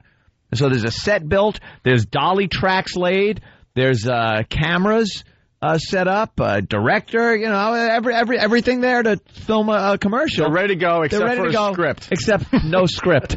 No script at all. So we sit down on the set. I don't want to give away any of it. No. And we sit down on the set and we start thinking, okay, me, you, Jimmy, and this set, go. And then I'm like, all right, I'll say this. And then it goes, well, if you say this, I'll say this. I'll say this. And then Jimmy's saying, like, the whole context of it doesn't really work unless this is like that. So we're working it out as the dolly guy is pushing the camera and shooting. And practicing his shots. And, like, they're running through the shots. So we had, like, minutes to get this together. I want to tell XM, you guys are lucky. You guys are lucky that we pulled this out of our you-know-whats. And then we'll just say this much, and then so we worked out what Ant and I wanted to say, and then Jimmy has this entrance, let's just say, and then Ant comes up with the great idea that it's got to be a sitcom entrance. Wow, we could say that much. Don't blow it. We could say that much. Well, I wouldn't go any further. All right, all right. It's just a very funny joke. It's a very funny joke. I'm very excited. I want the listeners to see this spot immediately. So hopefully we'll get an update from Steve maybe before we get off the air here. And maybe you could start, seeing this thing later on this afternoon. No, he doesn't yell the N-word at the Kramer entrance. I yell at Hope and that would be funny. Certainly would be. I think we shot this before the Kramer incident. That would have been very funny. So we're very excited. We'll have more info on the brand new TV commercial, hopefully within the next hour. We'll see. Slow news day, but this Yoko thing is kind of weird, huh? Yeah, I guess she's got, a chauffeur, and he's in trouble for threatening her life. Well, they arrested him last night. And trying to extort money from her. Yeah. Says that he has been taping her personal conversations. And this was odd when I heard it on the news station when I drove in this morning. He has embarrassing photos of her, which I thought was just about every photo of Yoko. But apparently he's got some embarrassing. But there's ones of her. We've seen pictures of Yoko completely nude. With John. With what amounts to, I don't know how to put it here, but it looks like what we used to call a pool rack. Go to your local pool hall where a pool table is. Look at the rack you used to rack up the balls with. And now go to a barbershop. I'll give you time. Sweep up the floor. Now fill up that pool rack with all the hair from the floor. That's what's been photographed on Yoko. Yeah. And he's got more embarrassing photos than that. He's brilliant. The cover of the what album is that? With her naked and John naked. Yuck. John spooning with her. I don't know. I wasn't a very big John Lennon fan, to tell you the truth. He was really not solo. He was taping her in the car, and he's denying any wrongdoing. But they have two different evidence of where. What, driving? That would be embarrassing. Her driving, just making wrong turns and cutting people off. Blinker on. You read the. That's right, an Asian joke. Is that okay, John? John Lou. You read the transcript. It just says babble, crash sound, and then like a minute later, babble, screeching tires behind. Babble, other driver yelling racial epithet out window. Ching chong ching chong Rosie ching. Has John Lou called back, by the way? No. Why? Coward. Sorry, we're not going to bend over and kiss. He wants people who are going to kiss his ass and be afraid of him. And be afraid. We think you stink. What do you think? What do you think of them crab apples? Councilman John Lou. Call anytime you want, man. We'll discuss your agenda. Yoko, $2 million extort ordeal. A conniving chauffeur blackmailed Yoko Ono with embarrassing tapes and photos he claimed to have secretly recorded, then threatened to kill the widow of Beatle John Lennon. Did they need to add that? For refusing to pay John Lennon, who played in the band The Beatles. Right. It's Yoko. Couldn't they just say, John's widow? I think we know. You know who Yoko is. They had to say the widow of Beatle John Lennon. The Beatles who had a few hits back in the 60s. Yeah, they don't want you to be confused with the other John Lennon out there. Right. For refusing to pay $2 million in hush money. They arrested this guy. Hush money. At his Long Island home. Ono blew the whistle. As he was led out of the 20th... Blew the whistle. blew the whistle. As he was led out of the 20th Precinct Station House on the Upper West Side last night to go downtown for booking on a charge of attempted grand larceny, the handcuffed Carson made his own shocking allegation that Ono... Handcuffed. Oh, not that Carson. Sorry. The handcuffed Carson made his own shocking allegation that Ono had sexually harassed him. He's a Turk, too. He's a Turkish guy. Yeah. Like a Turkish military guy. Yep. See the two of them all tangled up. His nickname is Coco. Ew. It was Yoko and Coco. Are you kidding? No crap, man. Too bad there wasn't a little crazy Spanish boy. He would have been loco. Too bad they didn't sing with Kaz Elliott. They all could have chocoed. His quote. She said Mark Chapman wasn't a worse shot. She would have crocoed. I'll keep going with awful rhymes. She's just trying to stop me from pursuing a sexual harassment case, is what he was saying last night. When asked specifically if 73-year-old Ono had made unwanted advances, Carson boasted, so many times. Really? Yeah, his ego just needs a stroko. Of course, Ono is denying these allegations. You think Yoko Ono's had sex since John Lennon's death? I'm gonna guess she has. Probably some Upper East Side or Upper West Side art dealer, like an art guy, just some bore who has like long hair over his collared shirts, like a Spalding Gray hairdo. Yeah, some crushing, horrible bore. 'Cause she's a bore. Yeah, she really is. She's tediously boring. She does nothing. She's never said anything I've wanted to hear. No. You can't. The story gets better. Cops said Carson gave Ono a rambling 2-page typed note on Friday, the 26th anniversary of her husband's murder, complaining about long work hours and threatening her with audio tapes and photos that would embarrass her. He wanted the $2 million or he would go public. Does this stuff ever work? Scumbag. Do these little scams ever work? I'm sure they do. You never hear about them. Extortion like that? I'm sure. If he was He'll write a letter. If he was taping her in her own car like that just to blackmail her, just what a vulture. Yeah. Just be shot. Along with the threatening letter, Carson allegedly told Ono he had been her lover, gave her a photo in which she's wearing revealing nightwear. Oh, boy. And showed her another photo of a box filled with video and audio tapes, purportedly with hours of potentially damaging footage. He has her recorded talking against the British government and the American government, and Sean being derogatory about his father.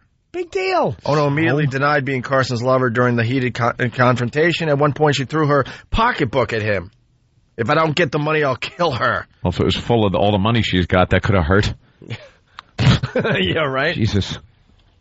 Not if it was full of her album sale receipts. Or her talent.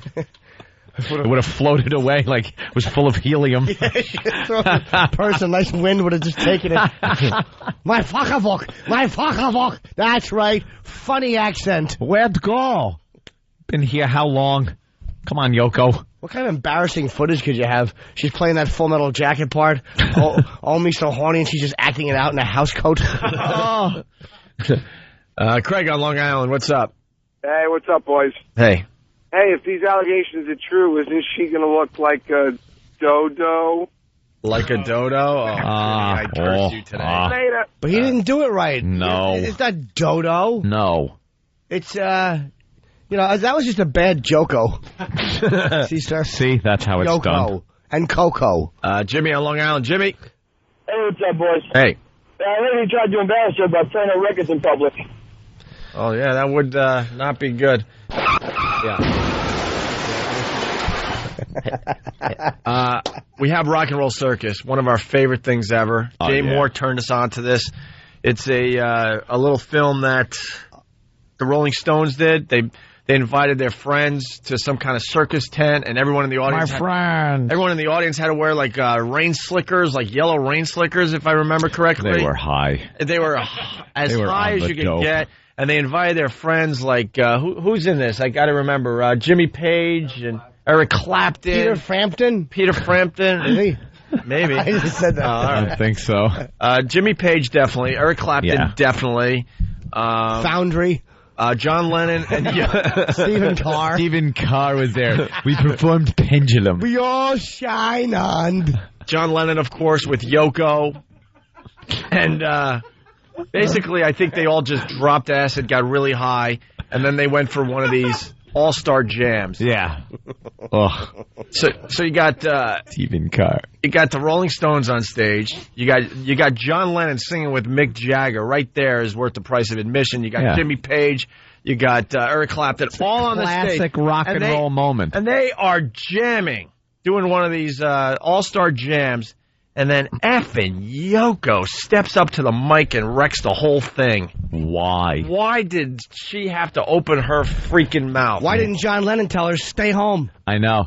For everybody that loves John Lennon and his music and everything, for all that, he was the most whipped guy for not just, telling her, hey, could you back off? I'm the one with the talent that everyone's talking about here. And it was known back then, if you want John, you get Yoko too. So the Rolling Stones like, oh my God, a chance to do something with John Lennon? All right, fine. This awful package deal. Just the fact that he would force her on everybody, self-righteously force her on everybody. That's great. When she stinks. Here's a Lamborghini and cancer. And you don't get the cancer, but you have to put it in the passenger seat and talk to it. So from Rock and Roll Circus, here's the All-Star Jam going down, and you as the listener, you have to guess when Yoko starts singing. It's tough. It's so really tough. Listen closely.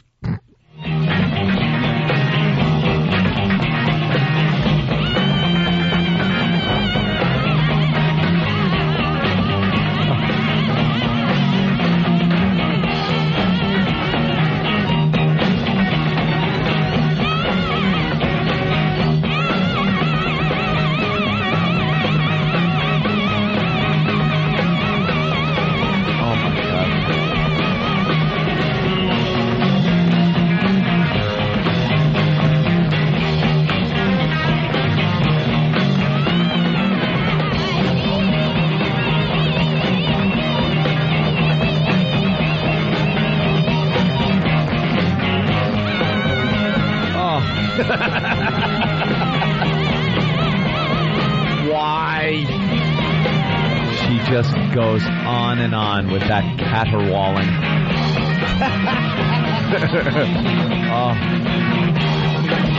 Someone's saying that's what the last 3 seconds at Hiroshima sounded like.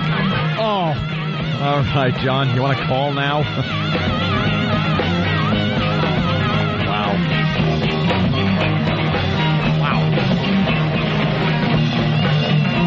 And to break it down, I mean, she's doing something that pretty much every human being out there could do. What's so special about this, if you even want to go with the artsy angle? Screaming.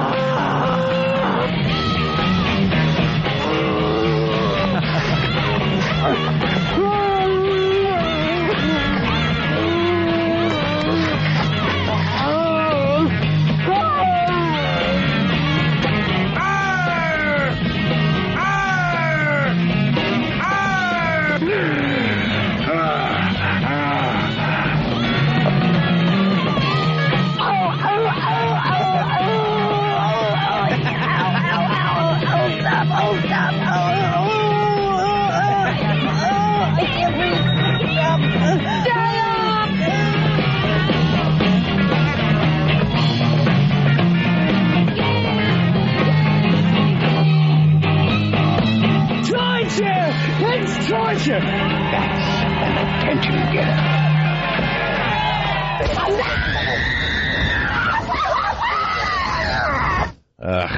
She sucks, and shame on Lennon. Oh, yeah, what point did, Clapton go, is this a Joko? All that talent on one stage, and he has to force his broad on everybody. No. You use your tongue prettier than a $20 whore. Let's say hi to Sean in Bayonne. Sean, what's up? Hey, We're just joking about your mom, dude. Every time the Yoko sings, it sounds like she has a stroke-o. There you go. Later, boys. That's cool, man. You should treat yourself after that one with a smoko. I don't mind. I prefer rock. I mean, I also enjoy Foco. That's right, folks. I'm going to keep irritating you with this tired bitch. Oh, Richard wants to help you there, Jimmy. Uh-oh. So, Richard, St. Louis, what's up? Hey, Jimmy, I heard they were messed up because they were all drinking SoCo. What? Southern Comfort. John Lennon, his problem was he was a whipped bloco. John in Arlington, what's up?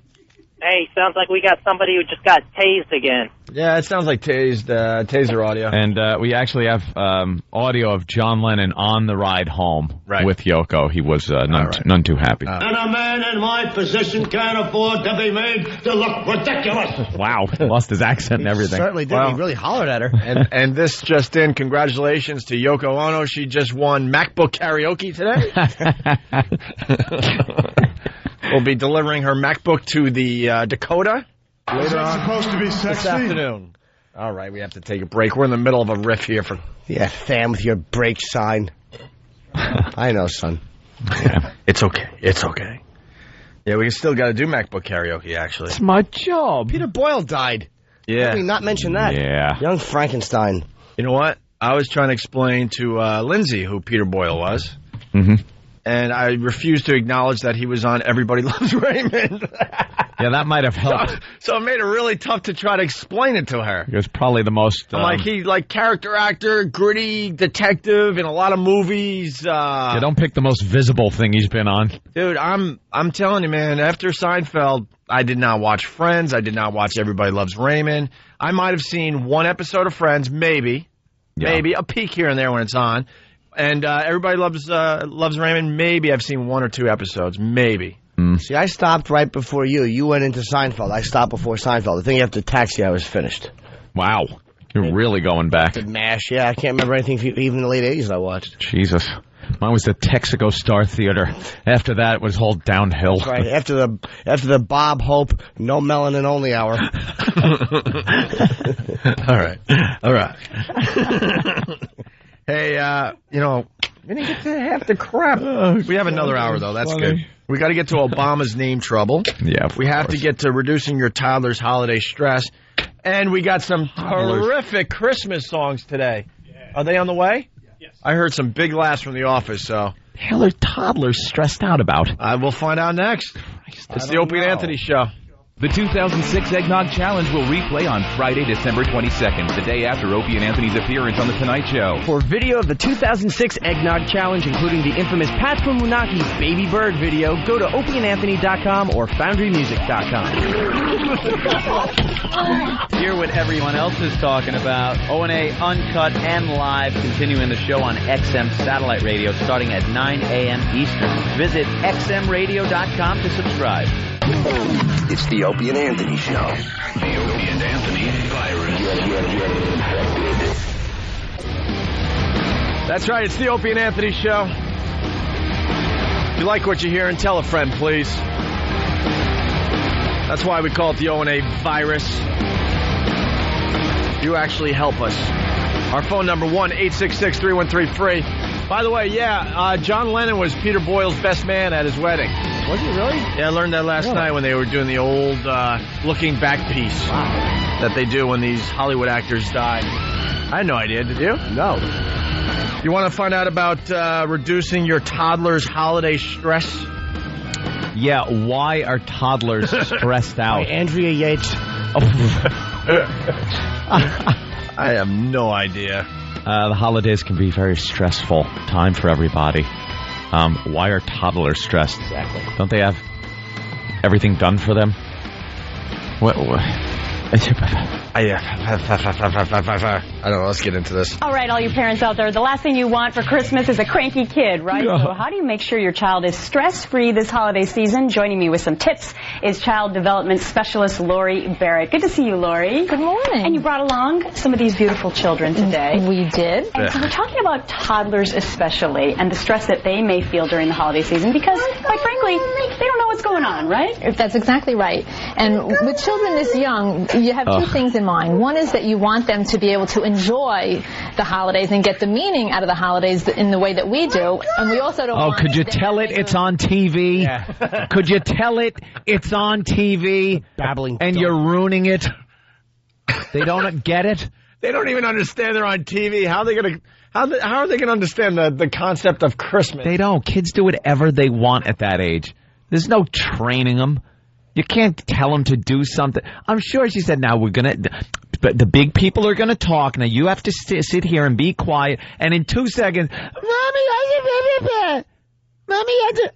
Director should have came over and slapped that kid's face. Shut up. We're trying to do a show. Have you checked out that new show yet? I forgot the name of it. Maybe someone can help me.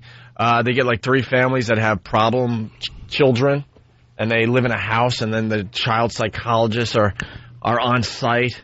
No, I've watched the nanny shows. Oh, no, this is so much worse, man. Really? And I do love kids. I absolutely do. A little different than these two. So does John Carr. And Go to Thailand, you sicko. It almost makes me say I don't want to have kids ever. These kids are a nightmare, and then you get the child psychologist like explaining to the parents what they could do as the kid is just throwing tantrums, screaming bloody murder, and they give them some advice and help them through their problems, cursing and spitting at their parents. Oh, it's a great show, but your blood pressure goes up as you watch this. At home, you get all that's how those nanny shows are, though. I'll tell you, because they show them just freaking out. They show these kids freaking out. And I watch it and go, oh my God, I would kill them. I would be in prison because I couldn't take it. Well, check out this show one night. You'll lose your mind. Oh.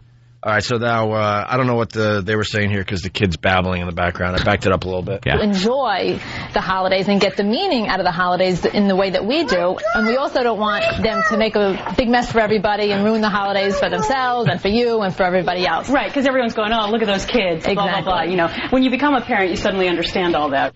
By the way, the show's called House of Tiny Terrors.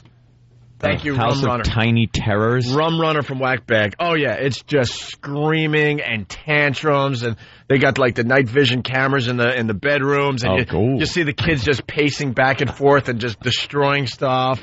Little animals. Screaming and yelling. You got little animals in your house. You're not allowed to whack on the nose with a newspaper. Not anymore. When we were growing up. Yeah, let me tell you. Hot Wheels track. Right across the back of That's what I used to get. Right across the butt. A Hot Wheels track. One of your toys.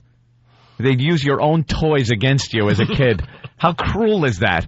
Something that's supposed to be fun for you. You're snapping together your Hot Wheels track and having flashbacks of getting beat with it. And it's like giving a slave a whip and going, here, have fun. Have fun with this. And you as a kid, you have no clue that that's the real reason they bought the Hot Wheel tracks. Because they're probably, as they're like buying the gifts, going, well, I could hit them nice with that. The wooden spoon. Right. Great. You give a kid an eating disorder. Can't look at a spoon. Been whacked with it over the head. Talk to your toddler about the holidays. Show them pictures of past holidays and relatives. They're stupid. They don't understand. All right, Lori, let's talk about your tips. Be prepared. You're supposed to talk to your toddler about the holidays. Exactly, and start now. You know, don't do this the day before the holiday event. Start now. There's a number of easy things that parents can do that will really help the children get into the holidays. You know, certainly one is to show them family photo albums of the people that they're going to be seeing on the holidays. So these might not be the people that are normally, you know, in their life every day. Crying at page and show one. them pictures of who they're going to be seeing. Grandma and Grandpa. Grandma and Grandpa. Show them pictures of You pointed at an uncle and the kid just starts crawling under the couch in the fetal position. Just starts wailing. I think they should show you pictures of relatives you're not going to see. Like show you everyone that's died and then just say like, you know, what stage of decomposition they're in at the moment. You won't be seeing her. Remember how nice she was? Well, she was beaten to death in an alley. What a waste of time. You would sit the kid down. I know kids enough to know. You sit them down with a photo album, and page one, it's not cartoony. Right. It's not. You can't grab crayons and deface it. Oh, they wouldn't be interested. Kids can't color worth a crap, too. You ever see kids' coloring books? Jesus Christ, use more than one color and try to stay in the lines. I saw dopey little things. I saw if I had kids and they painted a sun blue, I would smack him until he learned the Arab's ways. It's not the right color, you idiot. No. Bad boy. Bad boy. All right. Of who they're going to be seeing. Grandma and Grandpa. Grandma and Grandpa. Show them pictures of past holidays that they might have been a part of as well, because they love to see pictures of themselves. Right. So that's always a good thing Just to do. don't show my daughter any pictures of Santa, because she's determined she doesn't like Santa. Yes. Which is the beard. Yes. Really? What kid does? This is just a waste of time for the news. They don't need to do this.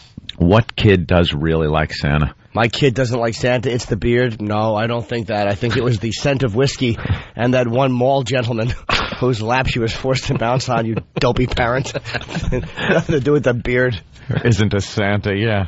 It's that scary guy at the store. Right, plan ahead, prepare for different things in their lives, like maybe new pets, that sort of thing they may encounter. Right, this is certainly true. I mean, one thing that you want to do is you want to find out where the event is going to be that you're going to, and find out what the layout is, what things are you going to need to bring, who's going to be there, and kind of scope out in your mind how you see this show world playing out for yourself. Peep show. Topless joint. Whatever. You're going to see boobies. Don't be scared.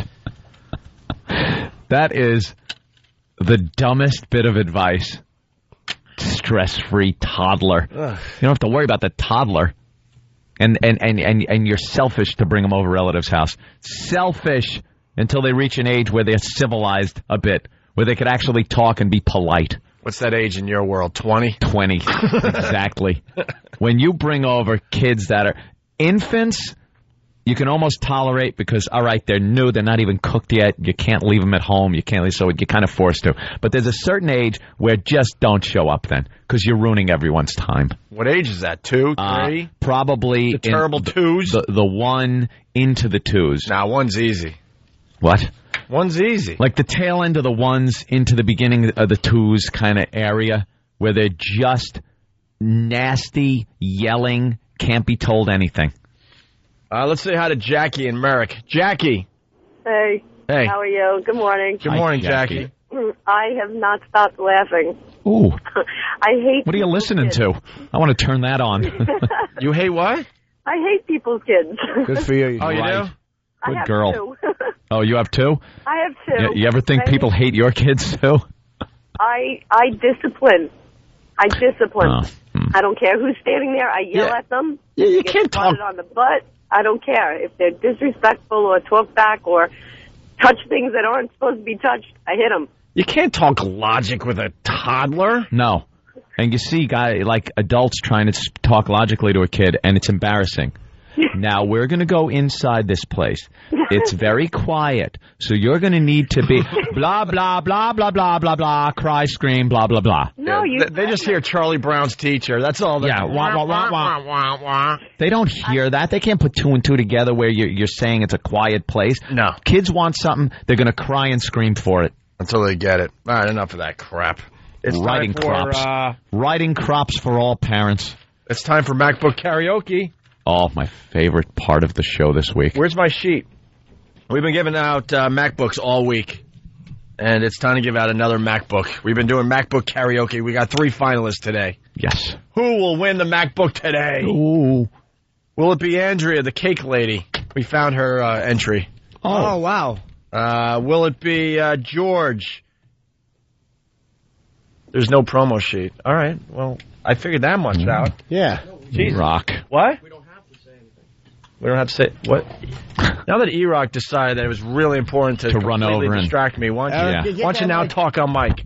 Al said we don't have to promote it. Just Al. What did he say? What? That was it. That was it. What do you mean we have to promote it? I want to hear more. We usually have a plug for this bit. We don't have one today. That was worth running over here and pointing at the screen. Oh. But Eric, like there was breaking news. Like stop everything, guys. You got to talk about this. Well, what sheet were you asking for? It was just the slug sheet, where it's the big plug. Oh. All right, thank you, E-Rock. But Al said we don't have to. I guess what Al says goes. That's right. All right, It's MacBook Karaoke. We got 3 finalists. We'll start with Andrea, the cake lady. Yeah? All right. She's singing Total Eclipse of the Heart. Oh, great. Is this worth a MacBook? Every now and then I fall apart, and I need you now tonight, and I need you more than ever, and if you want me, hold me tight, we'll be holding on forever, and we'll only be making it right, 'cause we'll never be wrong, together we can take it to the end of the line, your love is like a shadow on me all of the time. I don't know what to do, 'cause I'm always in the dark. We're living in a powder keg and setting off sparks. I really need you tonight. Forever's gonna start. She ain't bad. Not at all. Jesus. Forever's gonna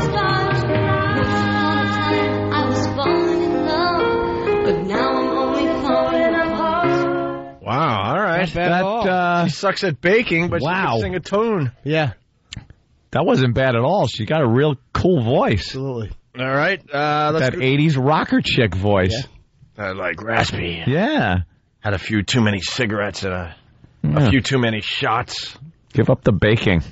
Yeah, absolutely. All right. What about George doing separate ways? Oh, no. Here we stand with our hearts broken in two.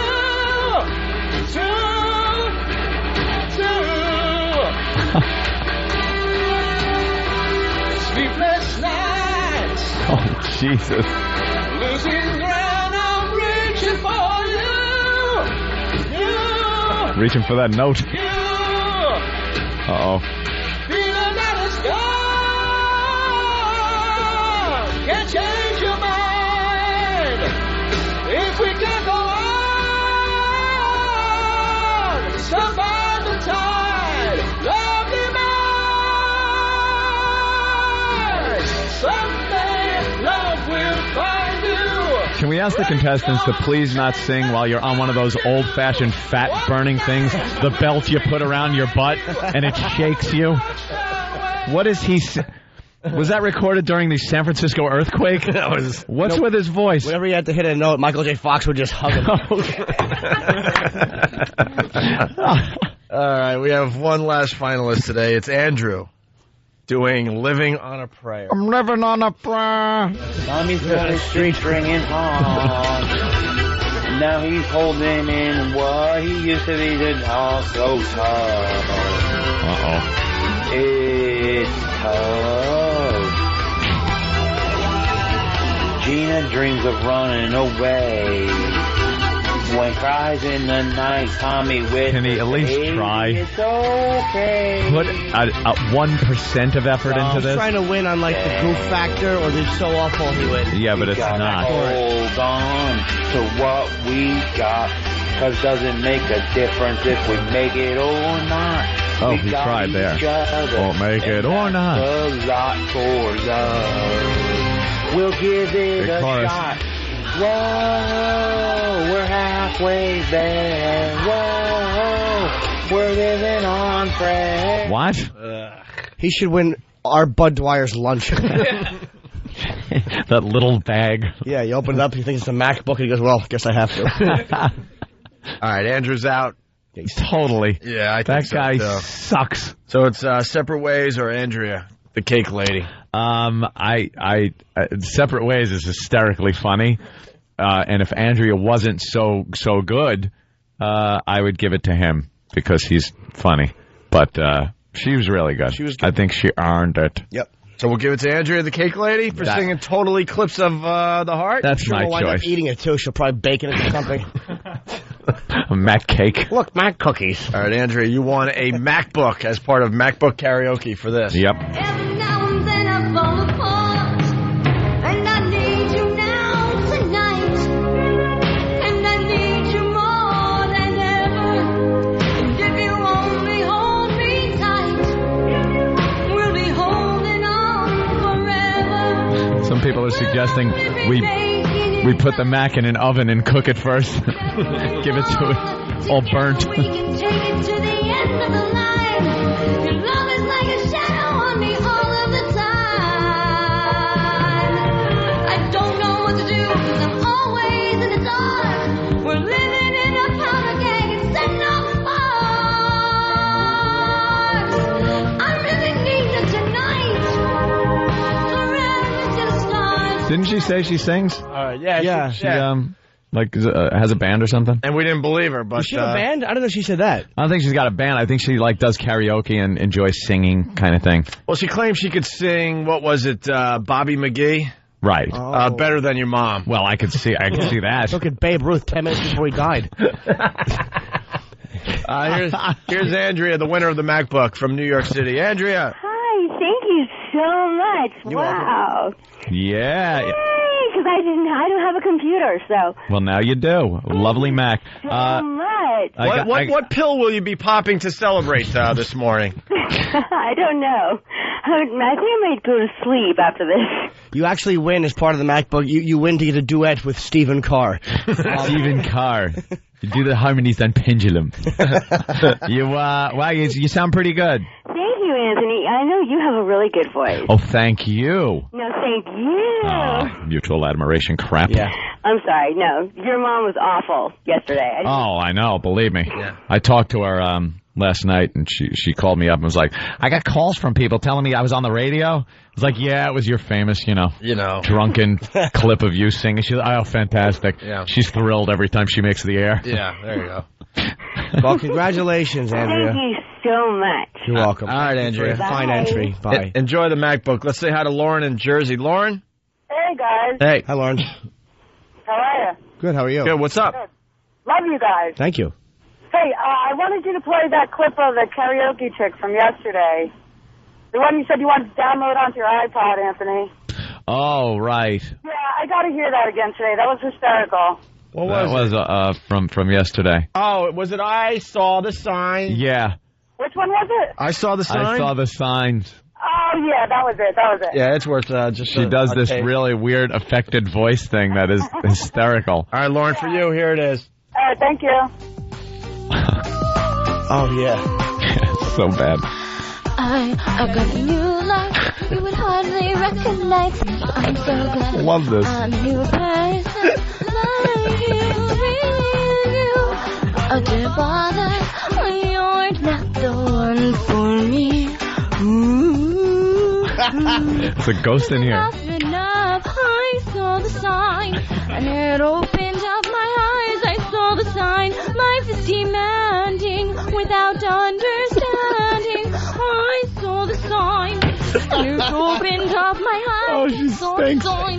No one's gonna drag you up to get into the light where you belong. Where do you belong? I saw the sign. I saw the sign. Where's she from? Is she in New York? Long Island. That's obvious to me. Yeah. That is Long Island all the Sam's way. from New York, too, and look how he talks. I'd love to get her in here to belt that out in person. Oh, would that be great to hear? It took all softballs and rotted tomatoes. It took me 10 years to get rid of that accent. Wonderful. I didn't recognize that as Long Island. I had the time of my life. Do you want to play that going into break? Which one is that?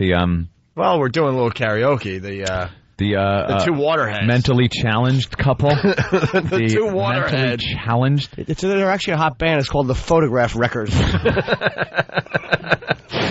Yeah, they went to some amusement park and were singing.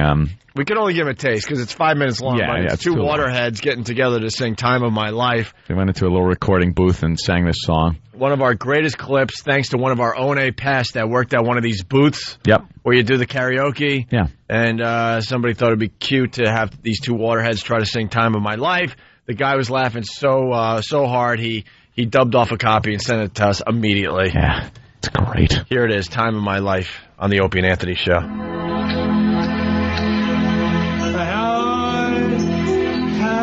The time of my life. Now I never felt this way before.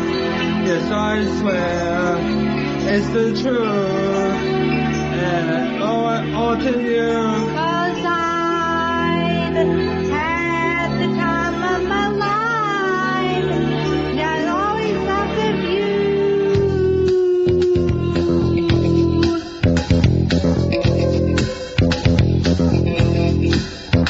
I've been waiting for so long, now I finally found this one to stay by me.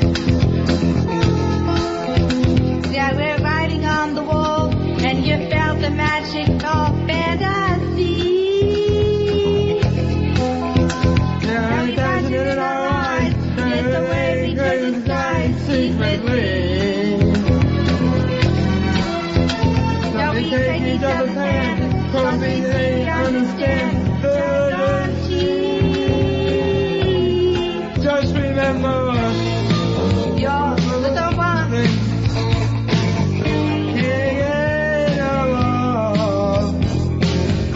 So I tell you something.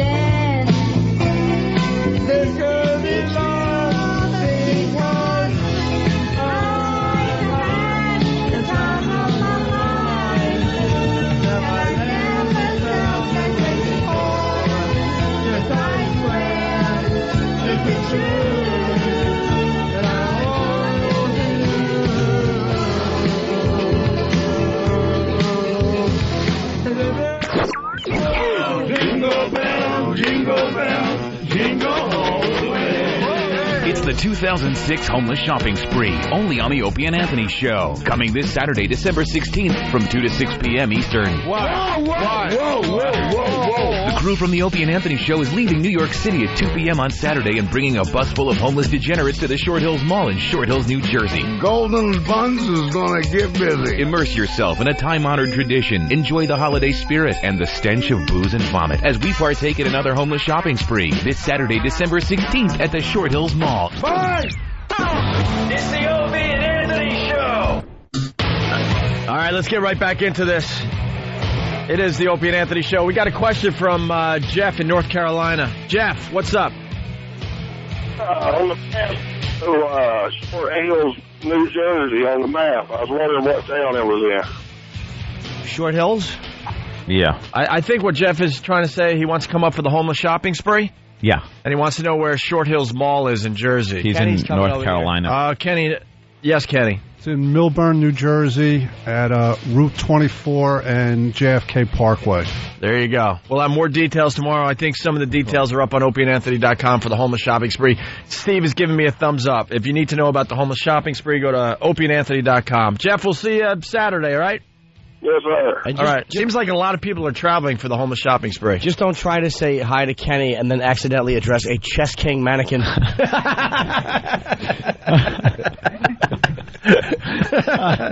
That's a visual, but what the hell, man? I love it. Just use your imagination. It's very accurate.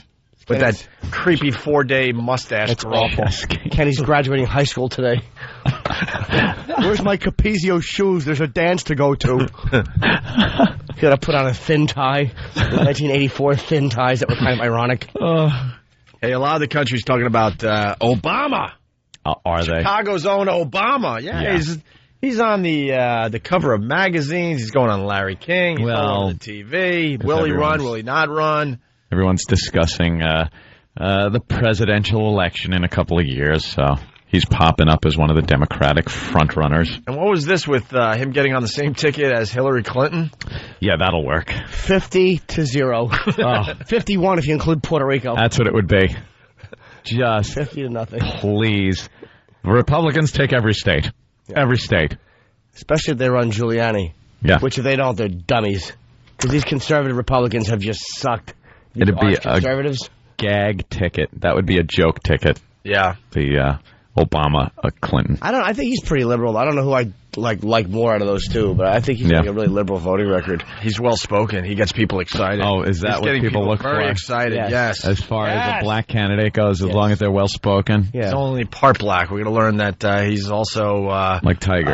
Yeah. Also part dead body with those stupid blue lips of his. Oh, tired of his frozen person lips. God almighty, thaw out and then run. It is an unusual color, Jimmy. I'll give you that much.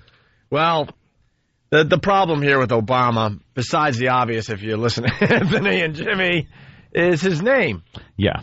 People are having a problem with his name. Obama is too close to Osama. And now Osama. And now we also learned that his middle name is not much better. Oh, no. There's not just buzz about this guy. It's more like a scream. Senator Barack Obama! Senator, is that Hillary Clinton? Obama! He was red hot in New Hampshire. I am fired up. But not everyone knows him. Yeah. Who exactly is Barack Obama? I don't know what you're talking about. Maybe that explains how someone could confuse Obama with Osama. Only one little consonant differentiates the two names. And as if that similarity weren't enough, how about sharing the name of a former dictator? And you know his middle name? Hussein. Hitler? Okay, now you're kidding me?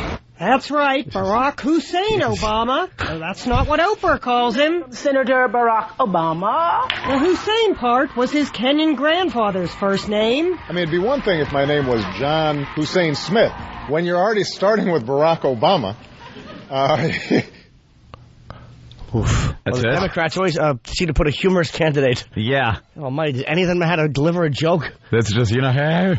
When you start off with Barack Obama, you have to...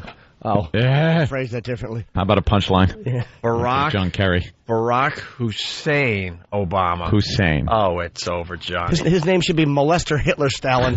That would be a little easier to vote for. Stupid. So remember, Obama. Pull the handle for... I don't care about the Obama name. Osama name. That's not a big deal, but it's the Hussein one is kind of funny. That's his middle name. How could we possibly have a president with the name Hussein? His middle name, I don't care what it is. Yeah. Even though it's just his middle name, it's Hussein. Yeah. President Jew Hater said today. Yeah. Jesus. You're not going to get the Jewish vote. This just in. WBCN will be carrying the homeless shopping spree live on Saturday when we do it. Thank goodness. They came to their senses in Boston. Yes, homeless shopping spree happens Saturday from 2 to 6 p.m. We'll be live here in New York City Saturday from 2 to 6, giving you all the play-by-play of the homeless shopping spree as they go to Short Hills Mall in New Jersey. WYSP in Philly decided to pick up the show live on Saturday, and now WBCN has done the right thing, and they will also be picking up the show live on Saturday as we do the homeless shopping spree. All the info is up on opieandanthony.com. Let's go to Joey in Jersey. Joey, what's up? Hey, what's going on, guys? Hey, man. Hey, I don't know if you guys have ever been to Short Hills Mall, have you? I may have been. We did homeless shopping spree a couple years ago. Yeah. Oh, boy. Right there. Oh, man, I wouldn't be surprised if this thing makes the papers, man, because that place, you need to have some big money in there, and, yeah. Yeah, we know. Joey, we know all this. You must did be the homeless shopping spree there once before, sir. Yeah, your job as a listener is to show up to Short Hills Mall and help the homeless shop this year. This Saturday from 2 to 6. I wouldn't be surprised if they just, had some cross ready for you guys. All right, thank you. They're just gonna go crazy. I don't think he understands. No, he doesn't. No, that guy He's like a child. Yeah, guys, you might get in Dutch. Yeah, you ever been there? We did it before there. Yeah, but if you did, if you've ever been there, you'd know that, well, we did.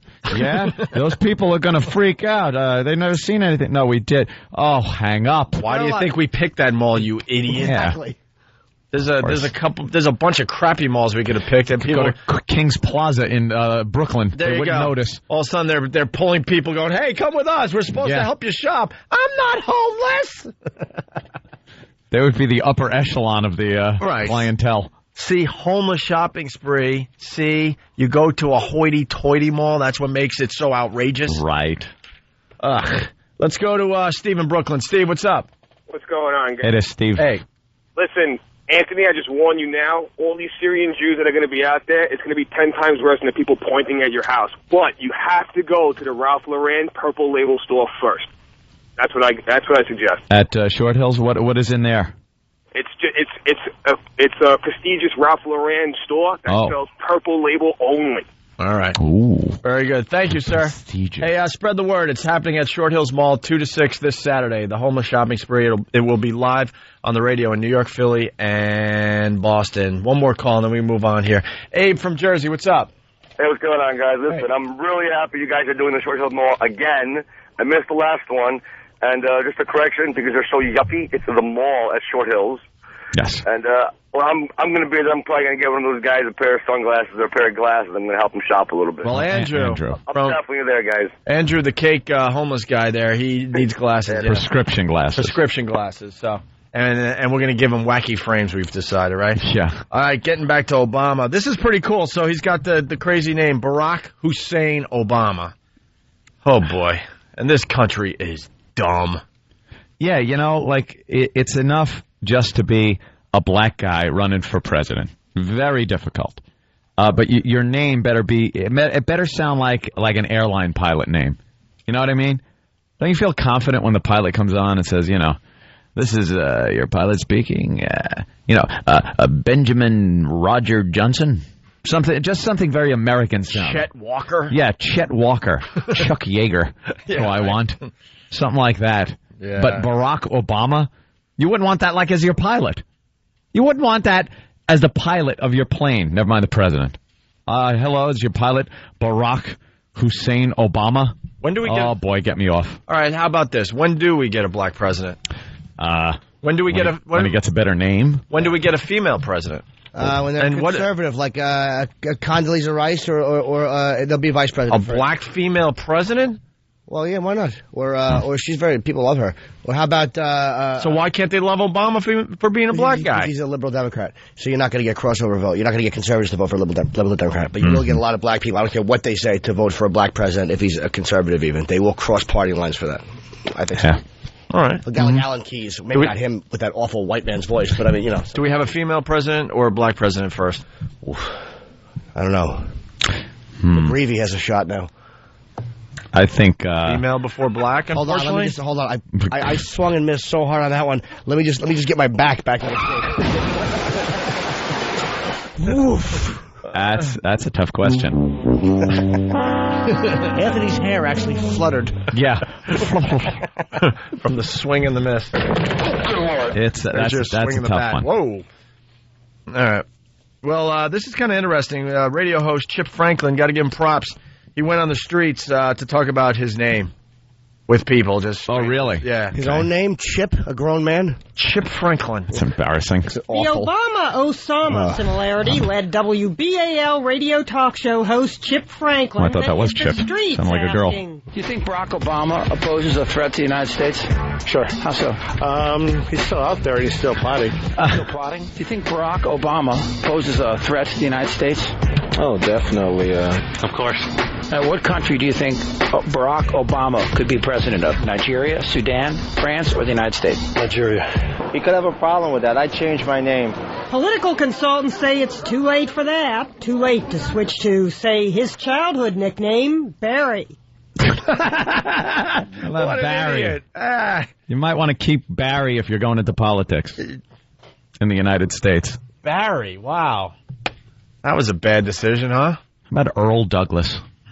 Too radical. Too radical? Yes. Well, let's hear from Obama here. When a Republican operative seemed to go out of his way on MSNBC to use Obama's full name, Barack Hussein Obama. Obama supporters thought Ed Rogers did it on purpose, though Rogers later denied he was trying to tie Hussein to Saddam. Add to all this that Barack rhymes with Iraq. Still, Obama's not Oh, my sweating it. God. Her name should be Bunt.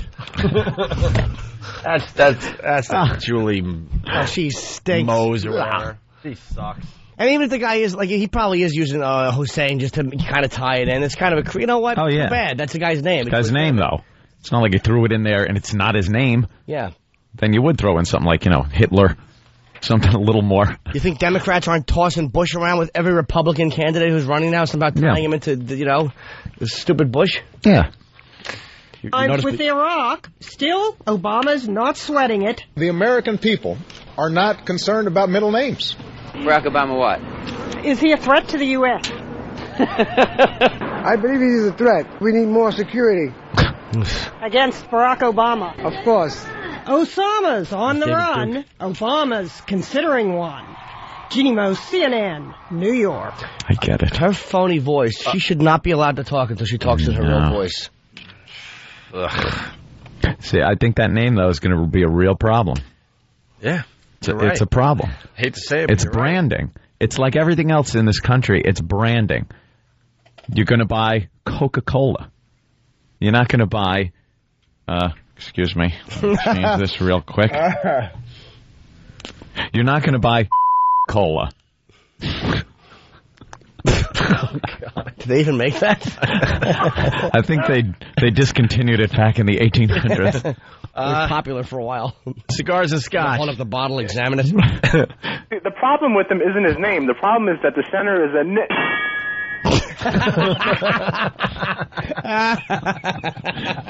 He's using his own sound effects. Oh. Let's get a call in Pennsylvania. Call. Yeah, what's going on, O&A? How you doing? Pretty good today, Cole. This made me laugh to myself. It seems like the only black president I'll ever see will probably be on the TV show 24. Ah, there you go. Yeah, it worked for TV. Show? Yeah. All right, O&A, lovely. you rock. All right, thank you. And notice the country's in constant turmoil on 24. I just for a day. It was on the brink. It's just for a day. You got to remember that. That's true. It's just one a lousy day. You had one I bad pick one day. Salty Giblets, what's up? What's going on, guys? Hey, it's never that day where he's got like the runs all day long. And like he's just, Jack Bauer has to keep hitting the can all day. Like one of those bad percolating stomach, it hurts in your thighs kind of days. Next 24, again, he's just running to the can. Why hasn't SNL done that? I know. That's a bit ready for SNL. It's a little hacky, but I mean, it's kind of realistic. Have you seen SNL? You have some of those days. Salty Giblets, what's up? So what's up, guys? Look, I think that this might work out for him because think about it. What's worse in this country to get hired as a president for, being black or having that name? So I think everyone's going to get distracted. I don't think people are ready for a black president yet. They're going to take their attention off that, think about his name. Mm-hmm. Do you think we'd vote for a white guy with the same name? Yes, absolutely. With the same qualifications that Obama has? Yeah, now everyone's confused. Do you think? But you actually think we would? I still don't think the guy would win. Same qualifications as Obama, which are kind of limited. Yeah. He really isn't very experienced. People just like the fact that he's a great speaker, and his name is actually helping him because it's so recognizable. It's getting him recognized. People are like, oh yeah, people just know that name. I mean, he's not a very... he's a big fish in a small pond, is what it is. There aren't many black politicians that are crossover as well as he does. You know, he crosses over to the white population very well because he doesn't just blindly take over these black causes that really should maybe be looked into a little more, things like that. He's not one of these like Al Sharpton, you know, where white people just look and the second he opens his mouth, we don't care what he's saying, it must be wrong because he's always going off. I was going to say uppity. Yeah, well. But I decided against it. All right, we don't have time to start anything new right now, so damn it, we should wrap up. There are a lot of people just kind of waking up in the last hour. We announced that the homeless shopping spree will be at the mall at Short Hills. We call it the Short Hills Mall. It's a hoity-toity mall. We did it back in the day at Short Hills Mall. It worked out perfectly. We're going back there. It's a class joint. We're hoping a lot of listeners show up to help the homeless shop this Saturday from 2 to 6 p.m. We'll broadcast the whole thing live on the radio here in New York City, in Philly, and in Boston. And for the radio stations that don't pick up the show live, shame on you, first of all. Shame. Shame, shame, shame. Wait, let me ask you a question. They call it the mall at Short Hills? Yes. Pompous asses. We love them. They're having us. Oh, yeah. I understand. Anytime you say something is the something at the something, you're a pompous Absolutely. But if you don't get to hear the show live, they will rebroadcast it on Monday when you usually listen to the Opie and Anthony show. Because we're on a lot of different times all over the country. Okay. The tranny at the meat market. But please don't be confused. Sorry. Yeah, it's not a meat market. It's the meat packing district. Meat packing. Why did I say meat market? Because you're inexperienced. I'll take it for a spin. It's a Freudian slip. But don't be confused. Saturday we are live on the radio. Yes, from 2 to 6 p.m. And your job, if you're in the area, go to the mall and check out the homeless shopping, or check out the show. Whatever you want to do. Okay, but all we ask is you behave because. Even last year when we were only on XM, I think we had like 1,000 people show up. Yeah, it's going to be a lot of people. Close to 1,000 anyway. I don't know the exact number. I don't want to exaggerate, but it was a lot of people last year. 10,000. I predict a couple thousand people easily at the Short Hills Mall on Saturday. So spread the word. Get the details out there for us, please. And all the info's up on opieandanthony.com. Right. All right, guys. Hey, we had a lot of fun today. We appreciate it. We'll have more info, I guess, on our TV commercial that is done and ready to go. Can't wait. Yes, in the coming days. Says. I don't know if it's going to be on TV in the next day or two. We're trying to get it on the internet like later on this afternoon. Get the info from ELO. Yeah, we'll figure it all out. If you're not joining us over at XM, have a great day. See you tomorrow.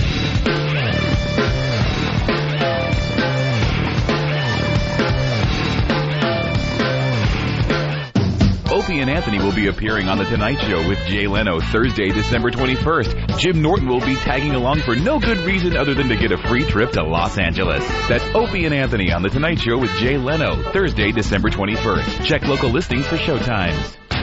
It's the Opie and Anthony Show. The Opie and Anthony XM walkover begins now.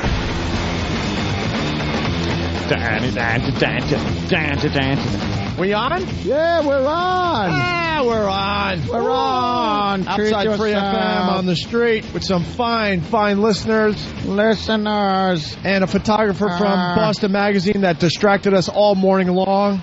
Not too distracting, having a camera in your face as you're trying to do a broadcast. Yeah, now they're going to photograph the walkover. Yeah. Could somebody hold this? I'm not sure if they're going to have to blank out Canada Dry. So, yeah, thank you. Thank you, Danny.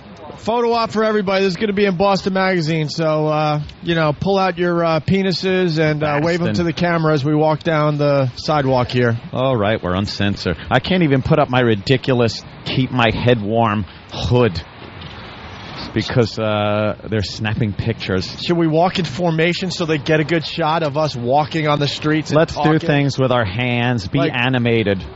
Even though it's still pictures. Look, you could kind of... You guys should just goose step watch down out. the street. You almost tripped. I made you. Should we just do that? What? We'll just goose step. Yeah, we'll goose stepping. Somebody's father won't be happy. Goose stepping down the sidewalk. Take this shot. Dead couple. Yes, I did. After you said that. Oh, look. Hi. Computer monitor out on the street. Yeah, one man's trash. Not too awkward. Why don't you get way down there and we'll walk toward you or something. Wow. It looks wide awake. He's doing a good job. He's just walking backwards. Photographers have to walk backwards a lot. Yeah. That sucks. So we're here on the streets of New York. Look, I'm going to point at buildings, make them believe. Look, we're broadcasting. We're doing this and that. Now you do something. And the other Anthony. thing. I was pointing at buildings like it was so interesting to be out here today broadcasting. Yeah, Steve. Well, it's going to be... Want me to read? It's going to be Sam and Go Anthony on the... It's going to be Sam and Anthony on the cover of Boston Magazine because Sam is just walking in front of me. Sam. I'll read this. I wanted a picture with her camera. Jimmy's going to read. Yeah. Sponsoring the walkover, it's that's right. Natrol. Yeah. Primary talking points. Natrol really boosts energy, man. Got 0 calories, 0 fat, 0 sugar. It's available in strawberry and orange flavors. I think a lot of people like orange, and some people prefer strawberry. Strawberry. It does contain B vitamins. Of course, there's some caffeine and some taurine. I don't know what that means.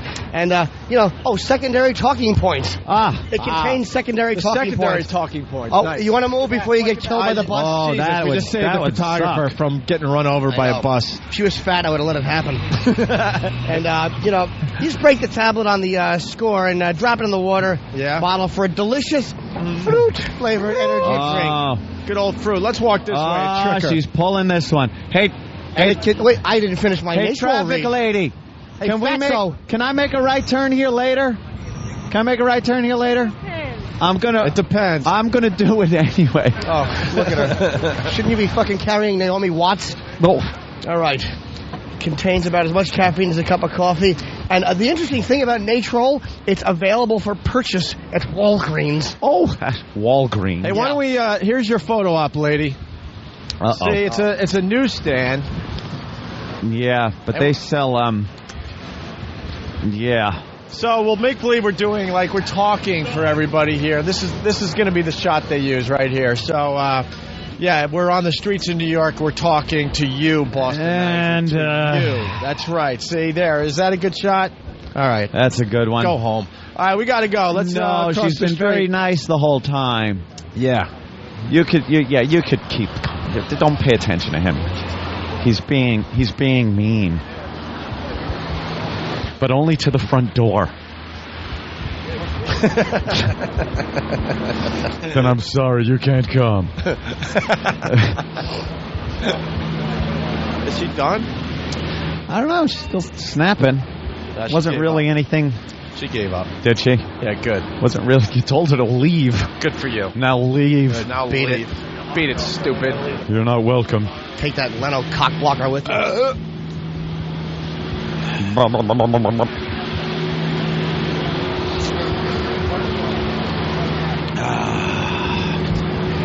It's not that cold out today.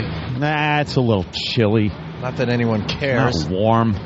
Thank God Taylor Hicks' new album is coming out. I know, something to jerk off to. Oh, absolutely. Wow, look at this fucking enchantress.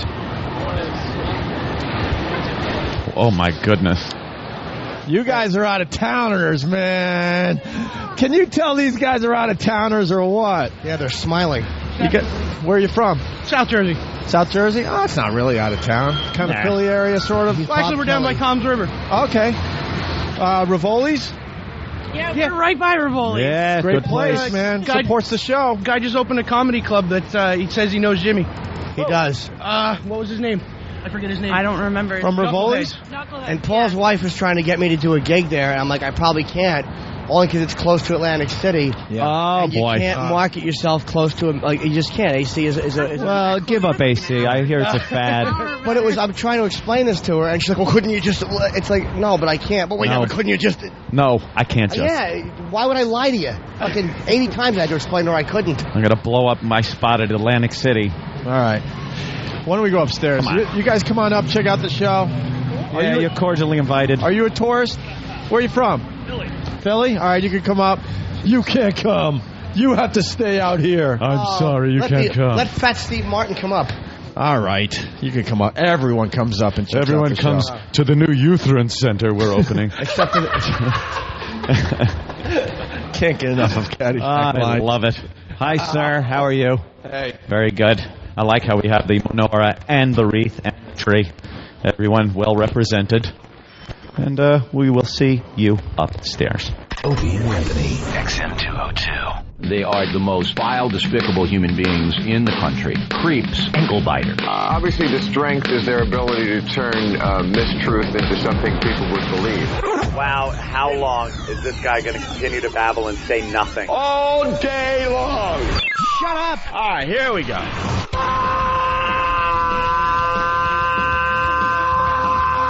Welcome to the Opie and Anthony Show. It's worse than I imagined. That's terrible. I'm sorry. We are a bunch of dopes. I think we're lewd. We're probably pushing 20 arrests because of this radio show. Out of touch cornballs. 3 retards. We have the effect of Tylenol PM.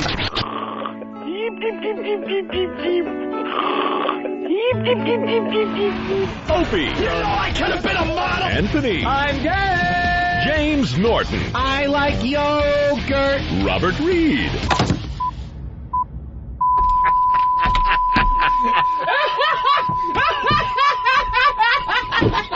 But enough of this palaver.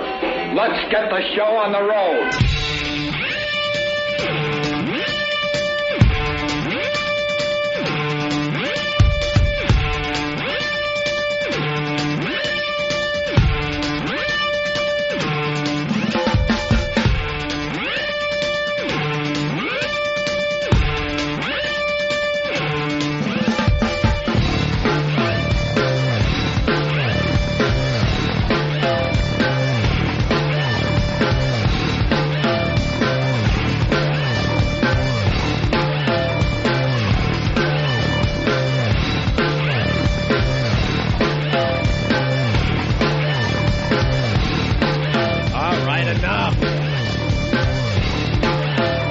Understand. Yeah. Their music, it plays, and then they come on, and I mean us.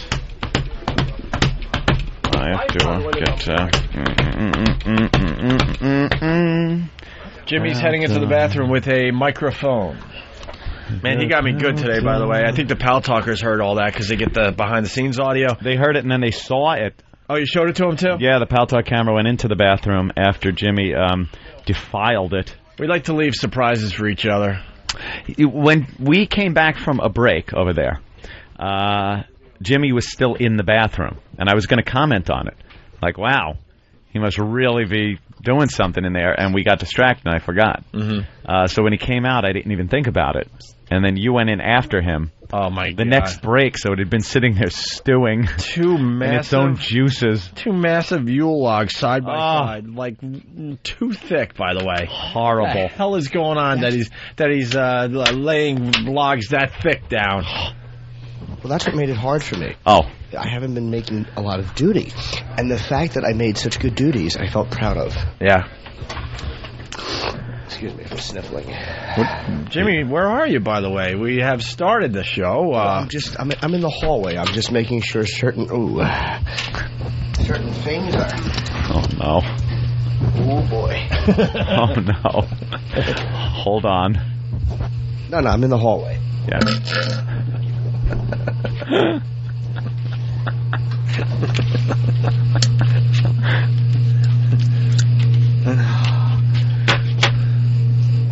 Just in the hallway, just doing some stuff. Yeah. By By the way, I do realize that we walk over to XM and I just shit on the radio and expect it to be entertaining. It is. I do love XM. Can I say that? Yes, you love it. Love it very much. All right. I like the sound. It's got a nice it's hot. Rice Krispie consistency to it. Taste. And taste. Making your own little Rice Krispie treats. Nothing for me today, Ken. I need a bowl of cereal or something. Is that possible? Of course, that's possible. All right, yeah. Where's that coming from? Can't tell with Jimmy. Front of the back. Where's that coming from? That could be coming out his ass. No, it's not. Everything coming out of my ass is solid. Yeah? Yeah. Like big cock? No, that's what goes in. Oh. No, I don't go for that business. When's our XM commercial showing? I don't know, man. I don't know. Has Elo gotten in touch with us yet? No. Get Elo on the line. You know what I was laughing at yesterday on the replay? As we were just talking about him being drunk, and I don't know why that made me laugh so hard. It really is funny. I had just yesterday gotten some pictures off of a digital camera. My camera that was in the bag, in my bag that I take on trips with me. And it was pictures from Letterman, when we did Letterman. And I found some pictures of us in Bob Eatman's hotel room. Oh, that means it was late. And Elo drinking from Bob's mini bar, using up all of his mini bar liquor. You've told the story so many times on the radio. You got to get those. Now I'll get the pictures up because there's one of Elo lounging on the couch, but he's not even on the couch. He's on the back of the couch like a cat. He's just kind of lounging there with his head in his hand, leaning back, trying to look sexy. And there's only two other men in the hotel room. He's trying to lick his own balls. Yeah, maybe that too. Put his legs straight up and lick his balls. Wonderful. Yeah, I got to get those pictures up. All right, Jimmy, what do we got? I'm just sitting That's about here. it? Yeah, I'm just chit-chat with the boys. Just chit-chatting? Hey, I have a question, just out of curiosity. Yeah. Does anybody know if we have a relationship with Dell Computers? Actually, I think XM does a lot of work with Dell Computers. Only curious because I have a laptop that there's some issues with, and I have an aluminum baseball bat. Oh, no. I'm close to making an introduction. Oh, that frustrated are ye? Yeah. I want to bite my lips off. I almost cried yesterday on the phone. The hours of my time that have just...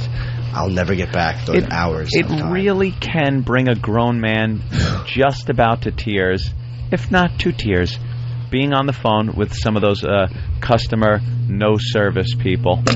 Oh. Yes, please. Press 1, 2. That sounded good. These all sound like corks, though. They don't sound like the main, the main load. No, these are all backed up. I've been backed up. I think those almonds yesterday really helped me. But you did 2 really big logs over there at CBS. I made 2 big duties. I feel like a lot of people are so shy about their bathroom habits, and here I am shitting in front of 2 countries. I'm kind of good about that. And on the internet, so, the world. You're shitting for the planet and beyond. The whole globe. I was talking to this person on this stupid helpline. I think his name was Oh my God! Oh, that sounded like soft serve. But he said Ralph. That's a damn that broke. That sounded like something you want sprinkles on. You guys do your thing. I'm going to mind my business. Yeah, you just mind your business. That's fine. All right, well, the Golden Globe nominations were announced. Does anyone care about this stuff? Jim can give his opinion on some of the nominations, I'm sure. Nominees for Best Drama. Drama. How do you say that? Babel? Babel. B-A-B-E-L. Babel. Nominee for Best Drama, Babel. Bobby, which got horrendous reviews. What was Bobby? I know what Babel is. Bobby Kennedy. Oh, right. The Departed. I liked it. Thought it was good. Yes, The Departed. Little Children didn't see it. And The Queen. Did you ever see The Departed? Were you able to? Did that? I'm going to watch it on the way to L.A. when we do Jay Leno. Okay. All right. I was just wondering if that worked out for you. Yeah, they're going to give me a special screening. Yeah, when I fly out to L.A. That's nice of them. My pal Anthony to do Jay Leno a week from tonight, by the way. I did like The Departed, but I thought it was overrated. Overrated as far as because you're basing it on the Scorsese scale? Yeah, like at first I was like, I hope he wins an Oscar, but this year he should not win for that. What do you think was overrated about it, Jimmy? I'm interested. I'll say the second half of it I thought was great, and there were some great things I didn't expect. Yeah. But the first part of it was good, but not great. I didn't think it was bad. Not great. All right, well, there you go. I might actually agree with you on that. Nominees for Best Comedy or Musical? Dan, no. Comedy or musical? Borat. Which was hilarious. The Devil Wears Prada. What? Does he? Dreamgirls. Dreamgirls is a comedy? Little Miss Sunshine, which I thought was hilarious. I didn't think that was a comedy much either. Little Miss Sunshine? It was a tragic little fucking movie. It was a black comedy, my friend. Show me the comedy. It was hilarious. And then Thank You for Smoking was really funny as well. Yeah. Thank You for Smoking I enjoyed a lot. I think Golden Globes will probably give it to Borat. No. Because Golden Globes isn't as stuffy as the Academy Awards. Little Miss Sunshine will get Best Comedy. I see the Academy Awards giving it to something like Little Miss Sunshine, but not the Golden Globes are like the People's Choice Awards. It's really just a load of shit. There's no way they give it to Cue the shit, Jimmy. That would have been. Wouldn't that have been perfect? I know. I was trying for one of those moments. But I'm doing Pilates right now. My core is being strengthened. Hey, guess what? Brother listens in Iraq, so Jim, you're shitting for soldiers too. Right, you are Jimmy. shitting for America. I'm making insurgents. Wow. Bombs away. He's got a pinup girl tattooed on his ass cheek like a bomber. Nothing? Shit. My World War II jokes stink today. He's just making Iraqi soldiers. Just give him a gun and get him out in the field. Ooh. Nominees for Best Actor in a Drama. Leonardo DiCaprio for Blood Diamond. Anyone see that? And The Departed. He got 2 nominees. What? Wow, greedy. Peter O'Toole got a nomination for Venus. Oh, boy. Will Smith for The Pursuit of Happiness, which is getting 3 stars in the New York papers today. I say Forrest Whitaker takes it for The Last King of Scotland. Oh, absolutely. Even though I haven't seen it, they just rave about his performance in The Last King of Scotland. My favorite character Forrest Whitaker played? Come on. Fast Times. Oh, yeah, he was the football hero. Right. I preferred him in Platoon. What was his name in that? I liked him in Good Morning Vietnam. Jefferson, by the way, I think was his name in that. Am I correct? Jefferson, yeah. Jefferson for Earth, Wind, and Fire and Little Brother. The nominees for Best Actress in a Drama. Penelope Cruz in Volver. Volvo. Volver. It says Volvo. Volva. Judi Dench. No, Dame Judi Dench. Dame Judi Dench. Notes on a Scandal. If that doesn't say period piece. Notes on a Scandal. Helen Mirren. Best Wardrobe. Notes on a Scandal. Maggie Gyllenhaal for Sherry Baby. Sherry Baby. Helen Mirren for the Queen. She wins that. Yeah, and Kate Winslet for Little Children. Remember her in Titanic? She was wonderful. I'm starting to realize I haven't seen many movies this year. No. I haven't seen half these. Best Actor these flicks in a comedy or musical. Sasha. Oh, that's why it was in there. Maybe. Dreamgirls is a musical. Sasha Cohen for Borat. Johnny Depp for Pirates of the Caribbean. Aaron Eckhart for Thank You for Smoking. What is this guy? Chiwetel Ejiofor. Is he running for office? Wow. Is he running for president? Wow. For Kinky Boots. And Will Ferrell for Stranger Than Fiction. Well, I've only seen 2 of those movies. So. I will give it to Borat. Borat? I'm just saying Borat's going to run away with it. All right. I have no idea. The nominees for Best Actress in a Comedy or Musical are Annette Bening, Running with Scissors, Toni Collette, Little Miss Sunshine. We spoke to her. Toni Collette? Yeah, she came in. Oh, yeah. She sat there and was Australian. Yeah. Beyonce for Dreamgirls, Meryl Streep for The Devil Wears Prada, and Renee Zellweger Zellweger. You don't like Renee Zellweger? I hate her name. It sounds like something else. Oh. What does it sound like, Jimmy? Smell something. Yeah. For Miss Potter. Miss Potter. The nominees for Best Director. That's a lot of work. Clint Eastwood for Flags of Our Fathers and Letters from Iwo Jima. Stephen Frears for The Queen. Alejandro Gonzalez Iñárritu for Babel, and Martin Scorsese for The Departed. Yeah. Nominees for Best Supporting Actor, you got Ben Affleck for Hollywoodland, Eddie Murphy for Dreamgirls, Jack Nicholson for The Departed, Brad Pitt for Babel, and you got a rain stick in there? And Mark Wahlberg for The Departed. How the fuck did he get nominated for that? Mark Wahlberg? He was decent at best. Really? Yeah. Really? Supporting Mark Wahlberg. Animated film, Cars, Happy Feet, and Monster House. Starring Stephen Carr. I don't know. And then Happy Feet. And then no one cares about Best Supporting Actor. I wanted it just to goes look on at, and on. I wanted to look into the Best Foreign Documentary. All right. Eddie Murphy's in Dreamgirls. Yeah. You hear what they did with that Dreamgirls movie? Huh. They opened it up at like the Ziegfeld here, and it was 25. Was it more than that, or $25 a ticket? What? To get in? Why? And they give you like a booklet because they were trying to present it like the old time movies, where it cost a lot and it was exclusive in one theater, and it was like a night out, and you get a program when you walk in, like you're going to see a live show. Meanwhile, you're just sitting there watching a fucking movie. And then people, like, get up and clap at the end. Ugh. Like the fucking projector guy is going to bow. All right. Hey, Can I ask before we move on, how did Mark Wahlberg... I didn't see The Departed, so I'm out of this. He sucked in it? No. He didn't suck. He was good, but Yeah. there was one scene he was doing. To me, the best thing in that was fucking Martin Sheen, who absolutely should have been nominated over Mark Wahlberg. And I was watching the scene they were doing with Martin Sheen, DiCaprio, and Wahlberg. Yeah. And when you see, like, how good... I mean, DiCaprio has been annoying me, but he's a really good actor.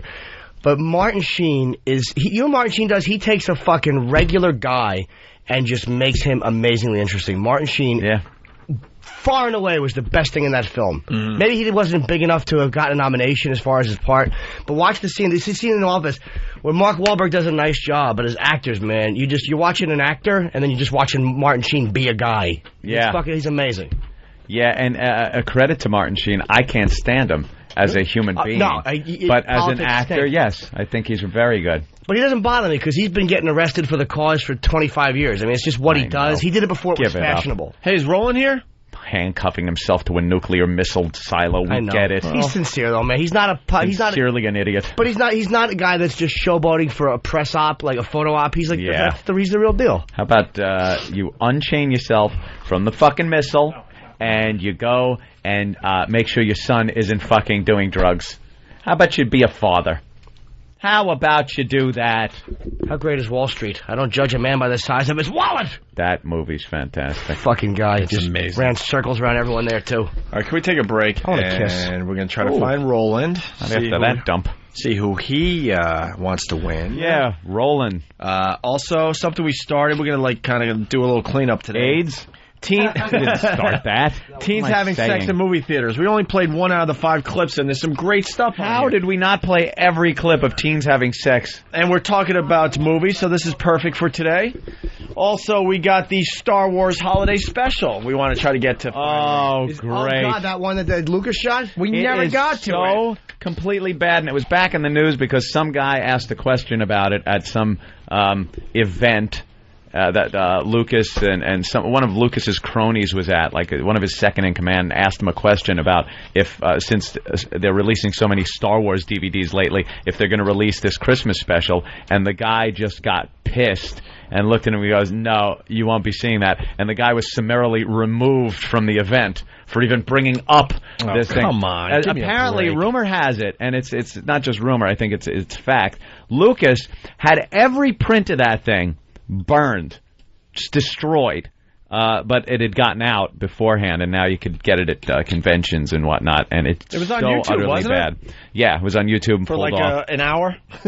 But he tried to actually destroy every copy of it ever made. Instead of just being Instead of realizing you have a multi-billion-dollar franchise. Empire. And just laughing at yourself for a bad effort, you fucking... enough with Lucas. And his fucking faggoty little elf... Oh, look, it's the chickadee monster! Douchebag. Stop fucking marketing for children. God, you get so angry. It bugs me, dude. He's fucking... Ewok. You have a $1 billion empire. But your anger goes really to a place. I know, but my girlfriend always says that, too. Every time we argue, she's like, it's so fatalistic with you. It's like everything goes to the end of the relationship, and I know it does.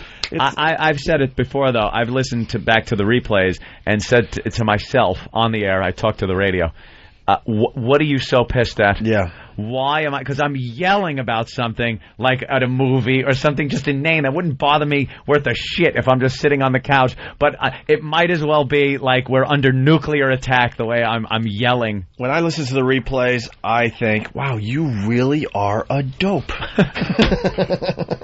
We all have our crosses to bear. Exactly. You're emotional wrecks. You're a babbling idiot. Who do you think that about, though? Myself. Oh, all right. Oh, absolutely. It was you're just E-Rock. Dope. E-Rock. Where is fucking E-Rock? No, cruising a wrestling site online. Ooh, his arms are muscular. Posters on his walls of half-naked men. These are awful. I'm sure he's ready to come running in to point at something to distract us. What? No, look, Al said yesterday. I know, that could have waited is what I'm getting at. I could see him whenever we talk about him, and he just slowly shakes his head like, the children. The children are at it again. He does with his pseudo mullet. I'm going to go out there and just kiss the back of his neck under his hairline. By the way, I want my new hairdo. What's going to be your new hairdo? I have one of two options, either the one I already sported or the opposite way. Because your hair's getting very long now. But it's getting cut today, hippie. Dude, I want give yourself a horseshoe to see what it would look like. Okay. Oh, that would be so funny. Give yourself a Father horseshoe. from Mork and Mindy horseshoe. Can we do it today? Yeah, let's do it. All right, get the clippers. Get the clippers. It's time for a new hairdo. Jimmy, snap a line on this so it looks nice and even and not like, chemo. Good. We want it to look like he has the horseshoe balding pattern. Just like Uncle Paul. Yeah. Yeah, Jimmy Jimmy from time to time will give us a new hairdo, and it's just wonderful for everybody. And then we put the picture up on OpieandAnthony.com. We asked for the listeners' new hairdos, but they're too chicken. Yeah, they're chicken. They didn't send any in. Everybody's afraid. Get your new hairdos. You want to look attractive. Yeah. All right, today we give Jimmy a new hairdo. There's the clippers. We'll take a break and we'll give you a new hairdo next. Ooh, I hope we have something to cover me so I don't get hair on my neck. Oh, yeah, like a barber shop. The barber shop. Yeah, don't remind Jimmy of that. And then... Of what? Nothing, because then you won't get your hair cut. Like he cares. Is it that picture of me in my old hairdo? No. No. I'm not saying it. Look, they got a robe for you and everything. Look at a robe. It's a Robert Reed lavender fucking robe. Look at that. That's fucking Stephen Carr's New Year's Eve outfit. What, are you going to go chase a comet? What the fuck? That is an awful purple fucking robe. I saw the sign. Hey, do we have that? I got to hear that again. Stephen Carr. I saw the sign. I saw the signs. Signs. I love that version that she does. That was great, It dude. is so out there. We need that on our... I saw the signs. We need the hook on our instant whining. On our instant replay. Can someone remember that, please? Yeah, please play that again. Yeah, this is from our Can't get enough contest. of it. This is I Saw the Sign. Did she win? Yeah, I think we ended up giving her one. Yeah, she did. All right, we go to break with this.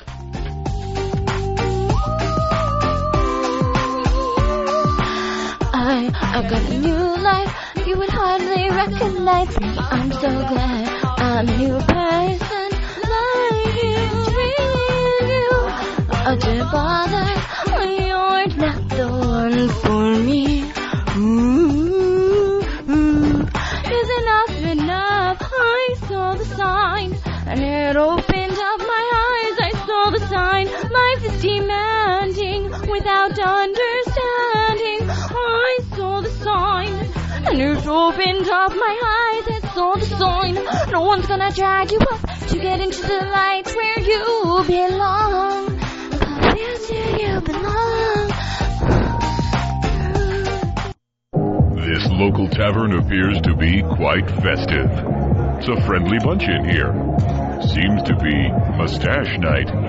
Perhaps I'll belly up to the old bar and request a libation. Ramon, fetch me a bikini teeny and then push in my stool. 7202. The virus. Get infected.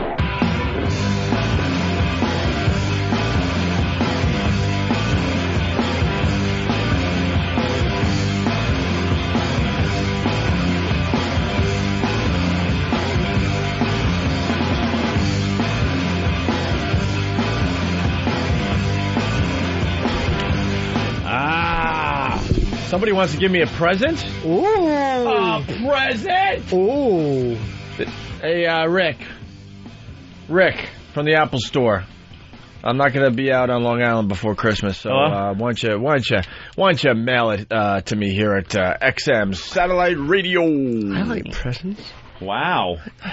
I like presents too, but I probably already have 3. I like to be in the presents. Someone call Rick off the instant feedback and give him the mailing address.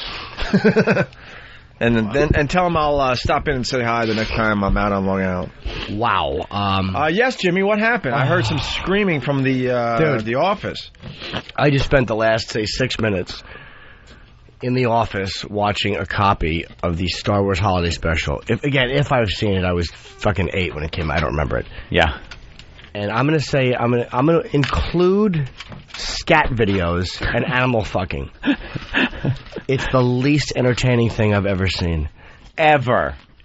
And it's so great to me because somebody had to approve this. They watched this. Like, Lucas did this. Yep. And they watched it, and it's got the little fluffy, try to market them characters, which is why I hate him, by the little way. baby Chewbacca's little son. His fucking cunt of a wife and his fucking old father. Mangy father. And the first 4 minutes, there's a Han Solo introduction with Chewie, and then there's fucking 4 minutes of just Chewbacca family noise. Grunting.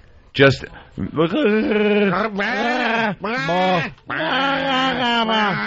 4 minutes straight. And the daughter brings home her boyfriend, the father's,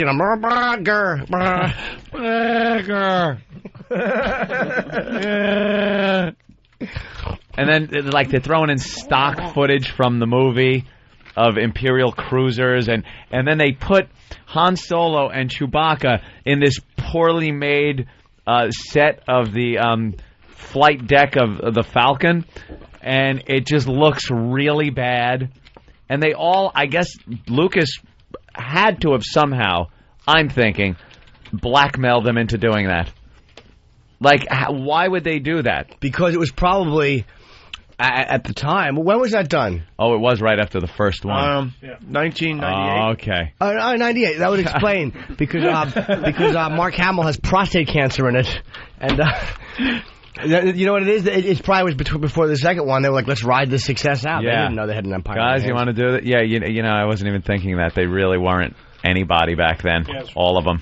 78. So they're just agreeing to do anything, and it is so incredibly bad. The special guests in it, and did you see the very beginning where they go, "It's the Star Wars Christmas Special"? Like every announcer in the 70s had to yell during the intro to these things, with special guest B. Arthur. No, Beatrice Arthur. Beatrice Arthur. She's in it. Yeah. Jefferson Starship. No shit. Art Carney. Art Carney is in it. Hey there, Chewy boy. What about C-3PO hawking toys after the credits? Oh, I don't remember that. Yeah, I didn't see that. There's like toy commercials. Mm-hmm. There's the actual commercials that played during it too. So that's kind of cool and nostalgic to look at. You know, I think there's I Can't Believe I Ate the Whole Thing, or some legs pantyhose or some stupid thing. We got short shorts. Oh, one of those, my God, you know, with the chicks walking down the stairs. Yeah. You've got short. It's Heather Mills' version. You want to... There's got short. We hear you. We've got You've got short shorts. Great. Use Nair to fix your twats. Your use fucking... it on that 70s fucking muff. Your pubis isn't fucking blowing hair out the sides of your legs. Your fucking Mons, whatever it's called, Mons Venus. Mons Venus, your labia majora. It's not fucking puffing hair out, you fucking 70s chimp. We know. You want to hear the opening scene with Han? Dude, I want to hear Chewbacca? when they introduce the fucking people playing it and they have Chewbacca's family's names. Yeah. I almost bit Sam's ear. Do we have the opening credits? Not on that CD. But Oh, we got damn 2 it. seconds. Oh, it better be 1 second. I say a half a second, and you're too generous. Quarter. All right. Get it in a quarter second. All right. In the meantime, we got this. All right. Thank you. I can't get enough of her. I've got a new life. You would hardly recognize me. I'm so glad I'm a new person. I want everybody singing the hook at home, by the way. Make sure you sing. Don't ruin it here. I want to hear her. Watching you on Pal Talk, sing the hook. Is enough? I saw the sign, and it opened up my eyes. I saw the sign. Life is demanding without understanding. I saw the sign. It opened up my eyes. I saw the sign. No one's gonna drag you up to get into the light where you belong. And then she tries to get all sexy at the end after. I saw the swines. Wind is blowing. It's like she's on the wing of that fucking Virgin Airlines that's trying to land. Holy shit. She's all nervous. Popping her peas, breathing heavily into that shitty mic. I just can't get enough of that, though. I saw the swine. Oh. All right, we can do the opening scene as we get that other piece of audio. It is fucking bad. We'll start here and then we'll go backwards when we get it, Dude, okay? it's so bad. Opening scene with Han. No, this is going forward. This is correct. This is the right order. That was Han's scene was first. No, I understand, but we want to get audio, the intro of the whole show we don't have yet. Okay. I thought that came after. Like, I thought this was a cold open, as they say. Okay. Is it? I could be wrong, but I just wanted to throw a show. Got to be in chronological order. So far, I think I saw the Han Solo first, then the intros came after it. Here's Han and Chewbacca. That's it. I'm turning back. I know your family's waiting. I know it's an important day. All right, we'll give it a try. I'll set your coordinates. You won't jump far. I'll get you back there in time, pal. Trust me. Our only hope now is to outrun that Imperial garbage scow, though. I'm going to Lightspeed. Douche chills. That's the spirit. You'll be celebrating Life Day before you know it. Stand by. Here's where we say goodbye to our unpleasant friends. Oh. What? I don't know, but I know I should have heard someone say weak-chinned idiot to describe the fucking director. Yeah. Dude, it's fucking Life Day. And hence his acting's not even his acting. What does that even mean? Awful. I'm a new person like you. Don't bother. You're not the one for me. Is enough? I saw the sign, and it opened up my eyes. I saw the sign. Life is demanding without understanding. I saw the sign, and it opened up my eyes. I saw the sign. No one's gonna drag you up to get into the light where you belong. Where do you belong? She starts going breathy on us. It gets funnier every time you hear it. All right, back to the Star Wars Holiday Special. And thank you to whoever got me my plain fat-free yogurt that is vanilla flavored.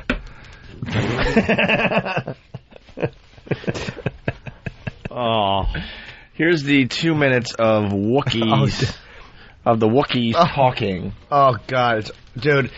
If you don't want to fucking cave somebody's head in, what happened? What? What's going on? I was told what happened? Oh Who no! told you to come in? Why? Eric, why? Ask Eric why. the yogurt. But let Eric. Who decided that they should disrupt the show? Oh no! Oh, boy. Of course it would be E-Rock Eric, again. you want to just explain? Well, all of a sudden this gentleman walked in. He got your yogurt. He got the wrong yogurt. I sent him in to fix it, to go and get the right yogurt. I got your yogurt. E-Rock, while you're in here, did you get your Jingle Ball tickets? Yes. Ugh. You want a Jingle Ball? Yes. Oh, you make me... Wait. Who's playing? Get me the lineup. I don't remember. The Killers. All right. Evanescence. Justin Timberlake. Okay. That's who you're going for. There's 3 or 4 more. I can't remember. And in that 3 or 4 more lays the reason he is going. Right. Although Justin Timberlake, I'm really starting to like, and I don't want to, but I can't help it. I have that fucking... What's that song about the... I got a cock in my mouth? No. That's his mantra. How could you like Justin Timberlake? What's the one song he's got that's... I don't know. That's just it. Eric. Sexy Back. That's it. It's good. And what is it? What is the gist of that song? That he's bringing the sexy back? Pretty much. But it's a good song, though. Thanks. Do we have any of it, Bill? All right. All right, Bill. Oh, this is not bad. Tribe generic bullshit. It's a good How many songs sound like this?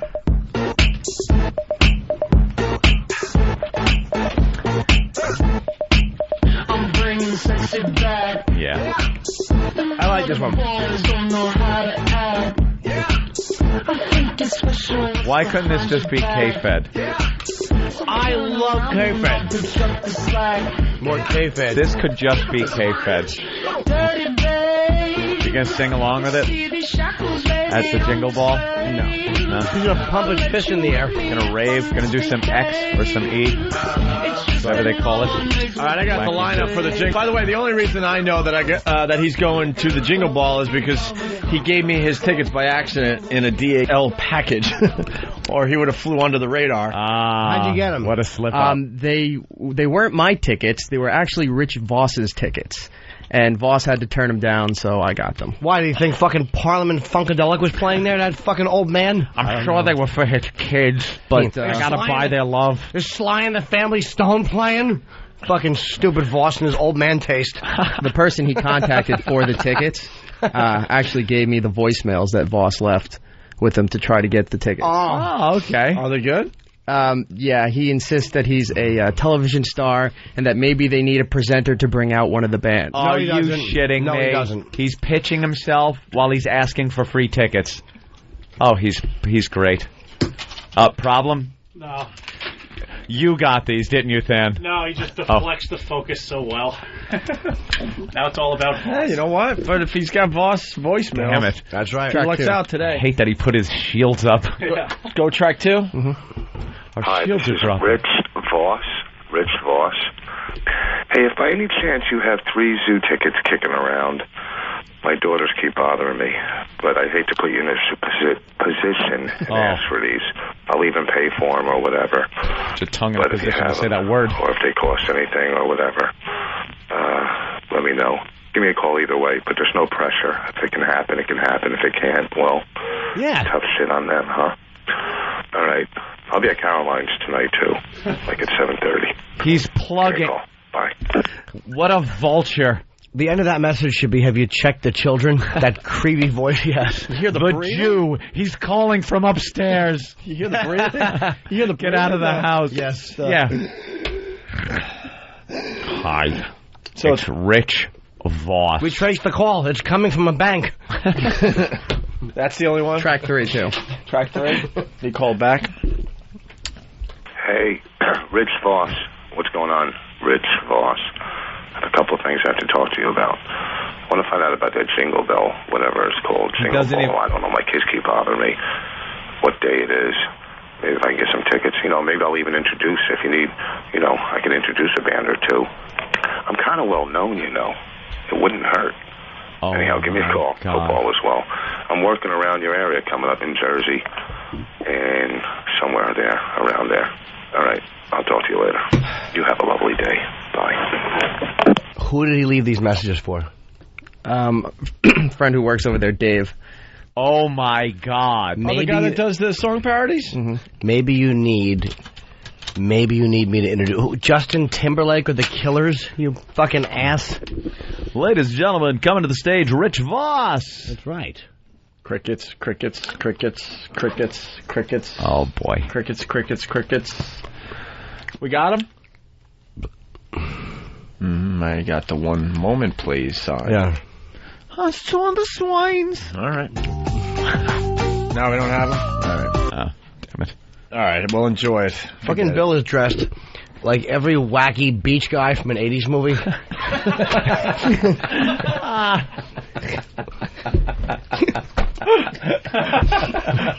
Oh, man. Bill gave me his 20-year plan the other day, though. It was terrific. What is his 20-year plan? Who has a 20-year fucking plan? Maintain for 19 years and then improve. We all went out to lunch, and I faded quickly. Sorry. I didn't hear you, Jimmy. I'm sorry. You missed nothing. We all went to lunch, and I decided to sit across from Bill. I said, Bill, how's it going? And we got into talking about his 20-year plan, which is to live in the woods by himself like who? Well, no, I want to. Is this on the air or just in our headphones? This is on the air. Okay, good. My plan was one day just to do something really successful and then disappear like J.D. Salinger. Uh-huh. And just take it all for granted. The key is to one day do something successful so that you can then leave and people would notice that you're gone. You would live in the woods or something, right? Yeah, I don't know. Like a mountain man? Like you could Eric grow one of Rudolph. those beards. Siberia. So you want to go somewhere really remote? Yeah. All right. All right. Wow, that's the 20-year plan. You know, some people just have simple plans. It's a unique plan. Yeah. Yeah. Bomb an abortion clinic and then hide. What's going on? Hey, hi, boss. Rich. How's it going, pal? Pretty good, TV star. Why am I a TV star? Well, exactly. That's what we hear. That's what we hear. Well, you're pretty needed when it comes to major famous people. Your death should be on the bill. You know, you're kind of well known, you know. Yeah. But what do you? What are you trying to say? Nothing. You're kind of well known, you know. Well known, you know. You're well known. You're playing Caroline soon. Yeah. Well, I am a big act. I mean, I don't know. Maybe I can introduce a band or two. Yeah, maybe you can introduce an act or two if you need me. Well, here's the thing. You know, when you have, my exposure. There's, I was just at MySpace looking at my friends, and I have a lot of friends. You were at MySpace. First of all, there's no one in Jingle Balls over the age of 25. Yeah. And they're the old people. If you're 25 at the Jingle Ball, you're the old guy at the Jingle Ball. You might recognize this presenter if your parents enjoy comedy. Well, here's the thing. Why do you want to be a buzzkill and go with your daughters? Let them go alone. Yeah. Well, first of all, how am I doing? When at Jingle Balls, how are my daughters going to go into the city alone at their age? What are they going to do? How old are they? Last time they went was, I think, 2 years ago, How old are they? Now or then? Now they're 16 and 14. I bet you then they were 14 and 12. Yeah, so, okay. Why don't you take the car keys, kids, and head into the city? Okay? See, you made a funny out They're a of it. little young. All right, that's fair enough. That's terrific. And Voss is a cool dad. I mean, he gets along with them, so they wouldn't mind hanging with him. Yeah, they wouldn't. Yeah, not at all. I take him to shows. I was going to bring him to the Traveling Virus. Yeah? What happened? I don't know. Whatever. Where are you, man? What's that? Where are you? I'm in my kitchen getting ready to go play golf. Huh? No, you're in Jersey. Yeah, no, my kitchen's in Oklahoma, but I live in Jersey. I wish it were. It should be in the fucking Federal Mural building. Yeah, so what are you saying? That because... Oh, we seem to have been disconnected from... Hey, Anthony. Voss is one of our spotters, too, by the way, right? For Saturday? Oh, I hope so. I'm sure it'll be very funny. Yeah. Pretty For the well home known. shopping spree, I hope I'm so. pretty well known now. Oh, I love him. Here's the intro to the Star Wars Holiday Special. Here it is, all the stars. Trying to get back on track here. Everything Lucas is in this intro. The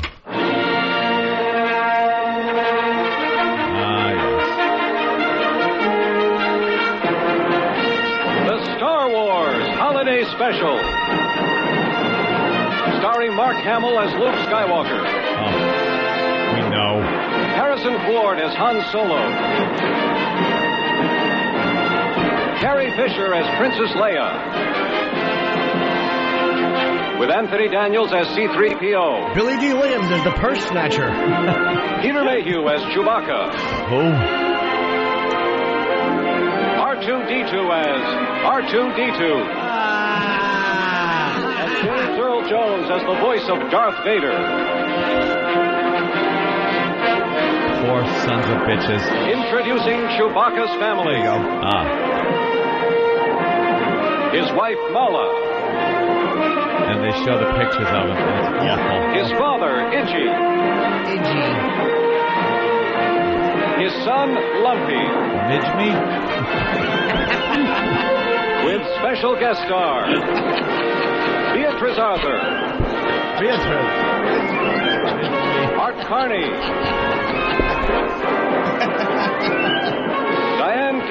Diane Carroll. The Jefferson Starship. And Gina Lollobrigida.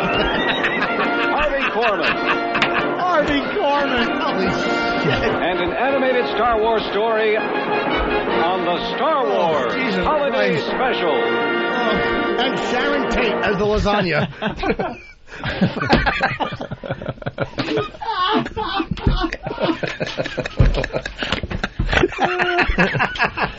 Wow. Oh, what a bunch of shitheads. That sucks. Oh, Lumpy. God. The son's name was Lumpy. Lumpy. Why would you name him that? That's great. Unless Chewbacca's son has cancer. Then I accept it. Lumpy. Big blotches of spots of his hair coming out. Hello? Hi. Yeah, what's up, buddy. boss? First of all, why would you hang up on me? I didn't. Oh, you didn't? Not me, I'm Jim. Okay, whatever. Love you. You call me attacking me for looking out for my youngins. Okay, Yeah. like a good dad would do. How many fathers? You know how many tickets? Well, that's besides the point. I don't even know what I said in this recording that you played, but it was probably. You actually plugged a Caroline's gig, to one guy on an answering machine. Yes. Yeah, but that one guy might have made me hit bonus. You don't know. Okay. You know, He's always thinking. that could have put me over the top. He knows how to market himself. You know, One person at a time. Dude, how's your show doing, Rich? Have you guys heard any word? What's that? Your show, have you heard any word yet or no? I saw the pilot. I got it here. You happy? It is so funny. I mean, what they kept. Patrice is, without a doubt, one of the funniest men alive in this thing. I'm going to show it to you guys. Come in one day. It's really funny, but who knows? What is it? It's a pilot we did. The pilot we did for Comedy Central. Oh, cool. So it's funny. Anyhow, I'll see you guys Saturday. And any good dad would have done what I did for my. Who's getting dressed over there? Who's that in the corner? Oh. Anthony, who's that in the top right palette? Renee's Vengeance. God damn, does she have a nice body? Well, she was just completely naked. Oh, can I see your breast, Renee, please? We missed the show. I didn't see it. I want to see her bosom. She has a great fucking body. The old Pal Talk sideshow, you know. Yeah. There, girls I'm naked. squeezing my cock shaft and she's ignoring me. Ooh. Thanks a million. Well. Thanks a million. Well, we have the 2 minutes of Wookiees talking. Yeah, listen to this. It just goes on and on. It goes to a commercial, I think. This is the fucking opening of the special. After that dog shit Han Solo poorly acted thing by Harrison Ford.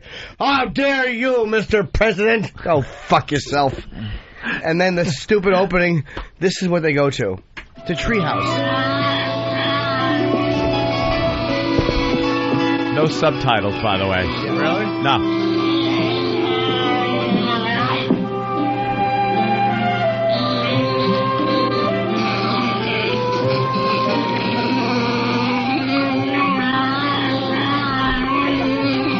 That's Lumpy shitting. Wait. Right, and there's the father choking on something.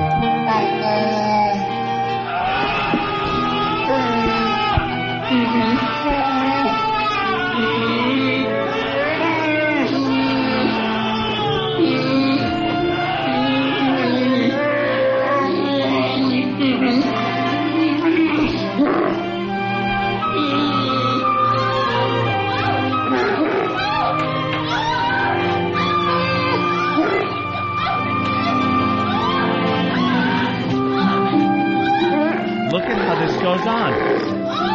They're just doing family things. It's fucking awful.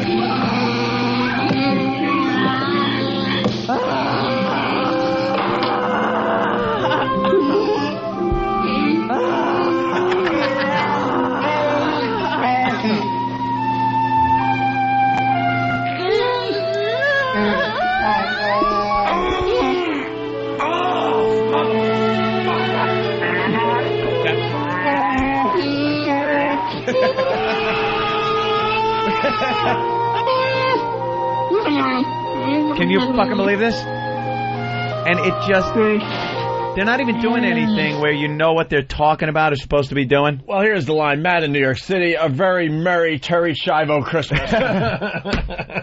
Yeah. But that does sound like her. I just want you to fucking lick my ass and suck Lumpy's cock. If you agree with this, just look me in the eye and go, "Brr." Why would Chewbacca want to get home to those fucking zeros? Oh, please. Hey, Renee's Vengeance, could you drop a log on that seat? What a dumper she has. Fucking, why would you want to race home through space for that? And Han Solo and fucking Harrison Ford acting in that clip stunk. Because, you know something? Uninspired drivel. Yeah, he's believe me, he's not the best actor. And he obviously did not want to do this. Looked at it like it's dog shit and didn't want to fucking do it. But he had to sit there and act like... First of all, they're supposed to be like intergalactic smugglers. The guy kills people. You know, he kills other little alien things and things that are threatening his life. Runs from the law, smuggles things. He's a criminal. Yes. And there he is. I'll get you home to your family. What does Chewbacca's family think that he's a criminal? That Chewbacca's he's a criminal. And he wants to get home for Life Day. Life Day. What does that mean? They all hang out in the treehouse and do what? Yeah, I don't know. Chewbacca fingers his wife and tells the father he's a burden and tells the kid he was a mistake. Yeah, and the fucking, like, it was like Christmas in the projects, pretty much. Because the cops wind up coming to the house. The Imperial stormtroopers come to the house looking for Chewbacca. Yeah. And they cover for him and say, no, we don't know where it is. I don't know. How does every fucking person speak that awful language? How does Han Solo speak it? Yeah. How do you understand that? It is such garbage that Lucas tried to pull every single copy from existence, and it does nothing but sell like hotcakes at Star Wars conventions. They all want a copy. Everyone wants one, and every nerd that's worth their salt has a copy. And why, by the way, did he approve this? It had to be approved by him. I think, again, back then, he was thinking, this is a one-hit wonder Star Wars thing. It's got some momentum. Let me capitalize while I can.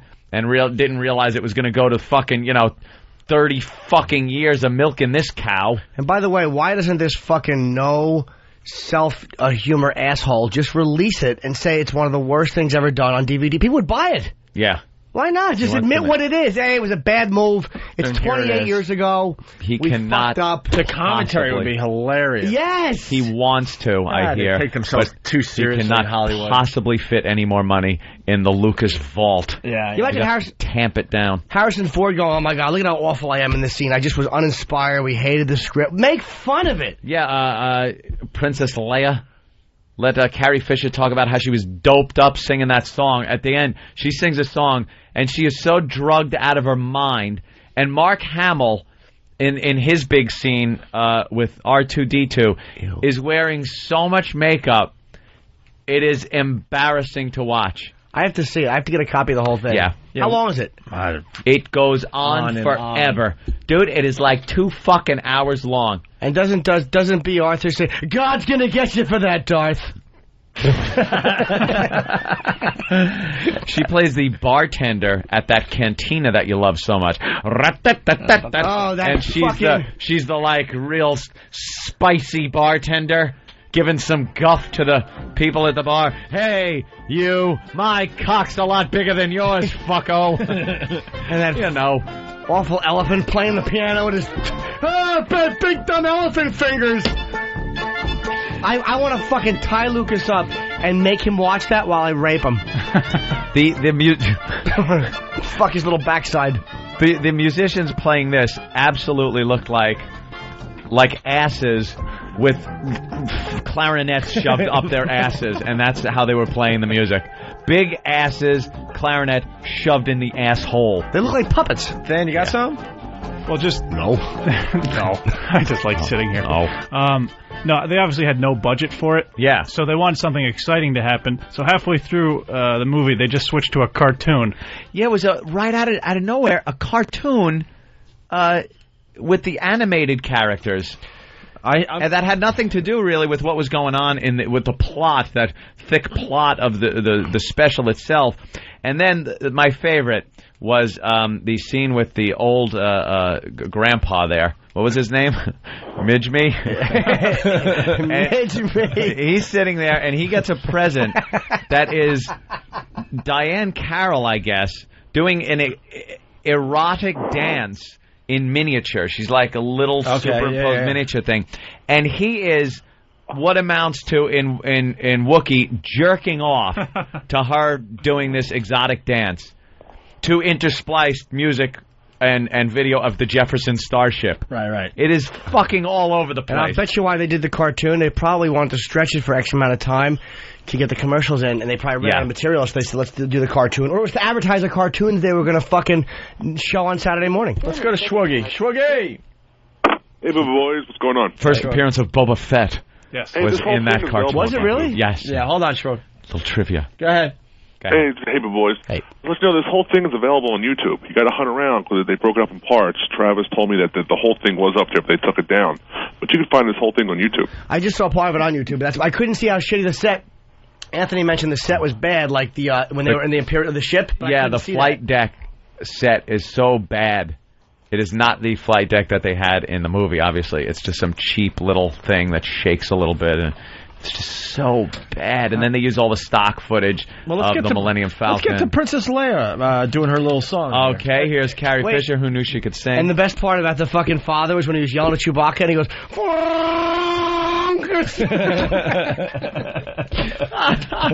Now, the Earthlings at Kenner have asked my associate and me to present the Star Wars collection. Truly remarkable toys and games for your... there's the pitch. That's what the whole fucking special about, George. The pitch. Well, this is labeled... I must have flipped those. It's coming around Christmas time, so you got to sell. You got to sell. Okay. Life's Day. Princess Leia. This holiday is yours, but we all share with you the hope that this day brings us closer to freedom and to harmony and to peace. Slurring. No matter how different we appear, we're all the same in our struggle against the powers of evil and darkness. I hope that this day will always be a day of joy in which we can reconfirm our dedication and our courage, and more than anything else, our love for one another. Wait, who is she singing to? This is the promise of the Tree of Life. Oh, and then here she is. I got a new life. You would hardly like. I'm so glad I'm here. It's not as bad as I remember it being. Cannot shut it off now until she says it. I don't care. I saw the script. Is enough? I saw the sign, and it opened up my eyes. I saw the sign. Life is demanding without understanding. I saw the sign, and it opened up my eyes. I saw the sign. No one's gonna drag you up to get into the light where you belong. Gets all breathy. She's great. We celebrate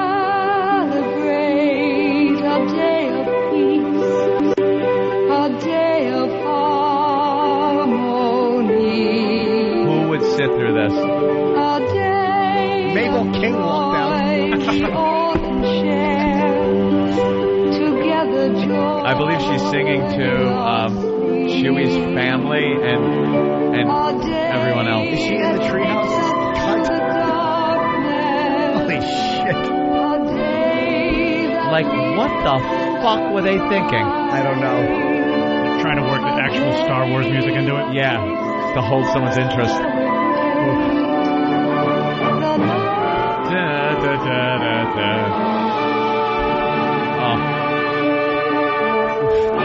Where's Vader to choke her out? This is what people who enjoyed the movie Star Wars wanted to see? Apparently not. He pulled every copy.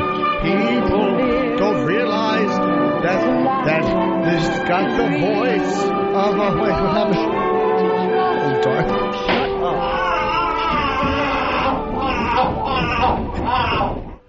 Yes. Get her with the Imperial taser. Is there anything else you want to play off this? I'm so annoyed. It is so... Yeah, watch it. We got more Wookiee talking. We got Art Carney, Jefferson Starship. Let's hear Art Carney. What does he do? He's got to be awful. He's the comic relief. B. Arthur. What does he do? And B. Arthur. He's a handyman, I think, or something like that. Yes, he's the one that took images of Lumpy and put them on his hard drive and was file trading with Gary Glitter. Look at this Wookiee cock. Hey there, Lumpy boy. He would don't get his knee. When I was a boy, my favorite thing was the Star Wars Holiday Special. It actually brought a smile to my face when the Wookiees were hugging. Horrid. Excuse me. Got a wall screen customer. Good to see you again. Don't say a word, madam. I know just why you're calling. You're wondering when that shaggy carpet you ordered will arrive at your home. Let me assure you, madam, it's on its way. You know, it was made especially for you by a little old woman 4 planets away. She did it all by herself. In fact, you might say she did it by hand. Solo. Oh. So it's going to take some time to get to you. Speaking in code. I know you understand. Understand? Yeah. Terrific. By the way, I'll be by later to drop off that extra proton energy pack. You're welcome. That's right. He was getting messages from Han Solo and Chewie as to when they were going to arrive and had to convey that message to them, but in code because, you know, the Empire, they were listening. So he used such a tricky code. Shaggy carpet is Shaggy carpet, and then Han Solo. That's a good one. That code was only trumped by the code in Star Trek, where if we go by the book, it will take 3 days. If days seem like hours, how long will it take? 3 days by the book. Get it? And there's Khan, supposed to be some super fucking human intelligence and everything. I can't figure out the code. He tasks me, but I shall have him with this tricky code. Yeah, if we go by the book, days will seem like hours. How long to fix it? 3 days, if we go by the book. Could that be a fucking code? That's what they figured. Khan would just go, that can't possibly be a fucking code. It must really be 3 days. Wow. And the whole time fucking Art Carney is talking in code, the cameraman is blinking out torture. Fucking, are we done with this? I think we should. Yeah. Here's what we should do to the XMers to straighten them out. Yeah. We should fucking start it from the beginning and play it in real time. And leave. The entire special, it's 2 hours long. Hey, when we get back, are you going to get a new haircut? I don't know what a haircut is. It's a hairdo. Thank you. Hairdo. Boys get haircuts. Right. Sophisticated gentlemen have hairdos. We're giving Jimmy a horseshoe. How low can we go? Fuck all the way down. I want to. No, not bald, but it's got to be like the lowest setting on the old clipperoonies. Right. No, I mean like how low on the side you think? We're gonna fuck whatever you guys decide. Whatever it looks like. Whatever looks the most like I said, sophisticated Mork and Mindy Dad. And gentlemanly. Jimmy gets a horseshoe hairdo next. Cash up, niggas. All my niggas in the P now, right now. Bubby, Hoggy, Bubby, shoot. We doing it out here, niggas. We about to all the millions. You hear me? All I got to say to XM satellite is Suck my dick, cause they ain't give me no money. The Opie and Anthony Show. XM Radio, cash up all day, everything. Get that bitch, nigga. Stop pushing me. Fuck you, bitch. XM 202.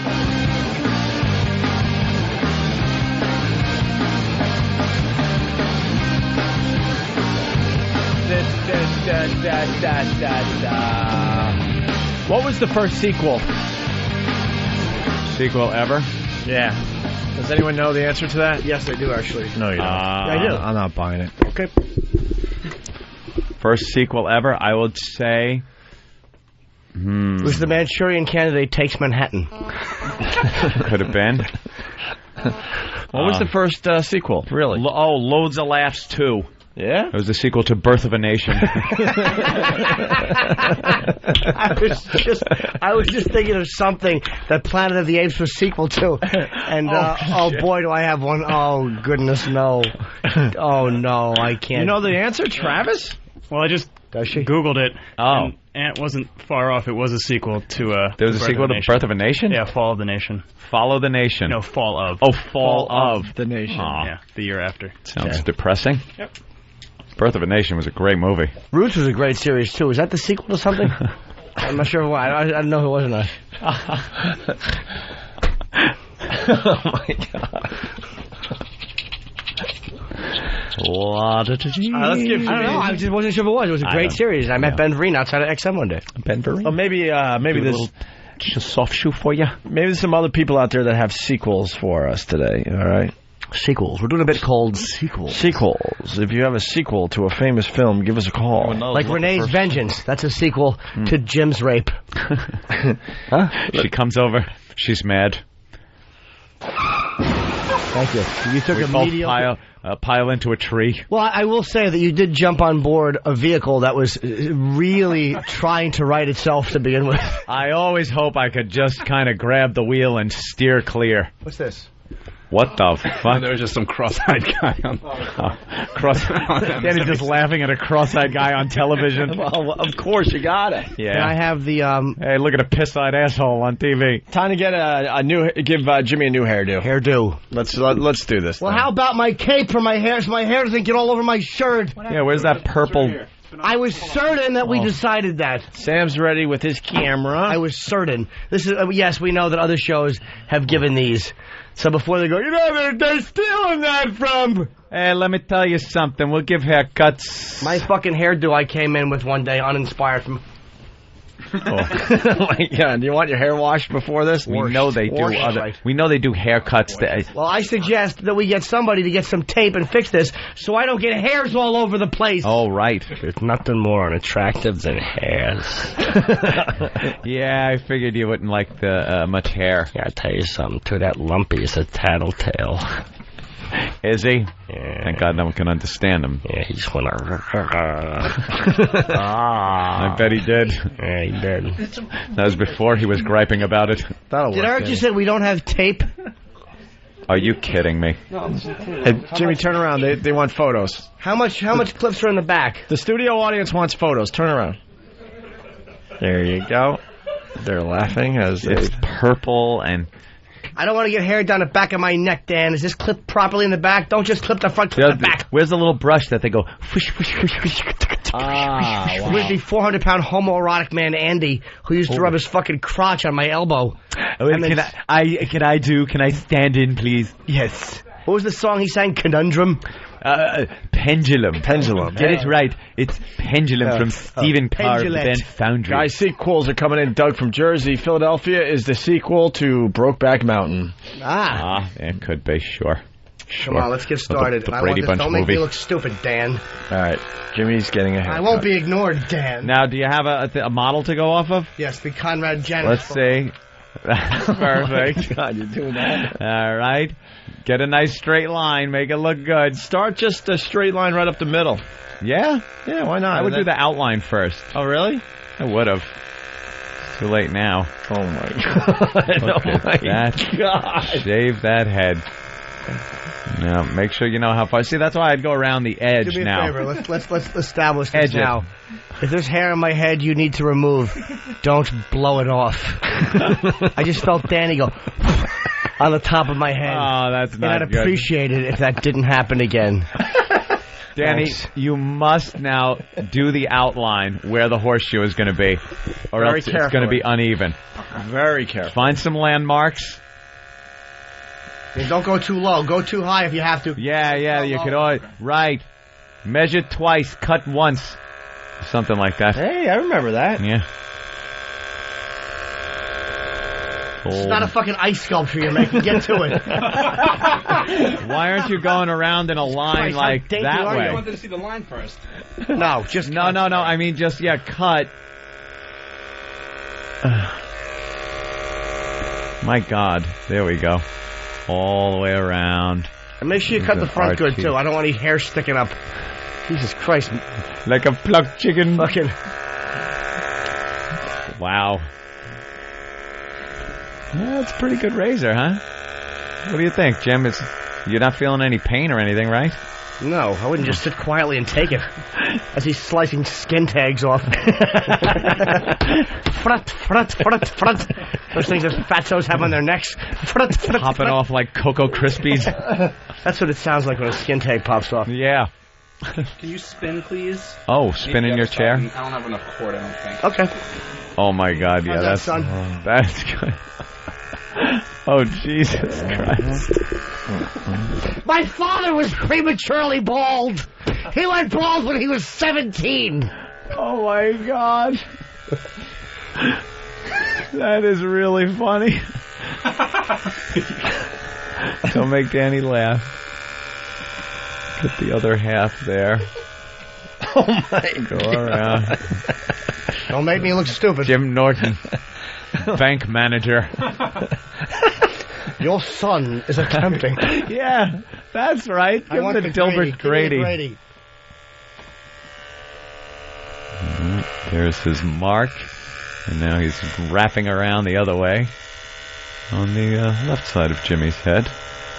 Yes, they are the same clippers that we used on Patty's crotch yesterday. Yes, I know Yeah. All right. Everyone's asking. Yeah, they're correct. Yeah, that's all right.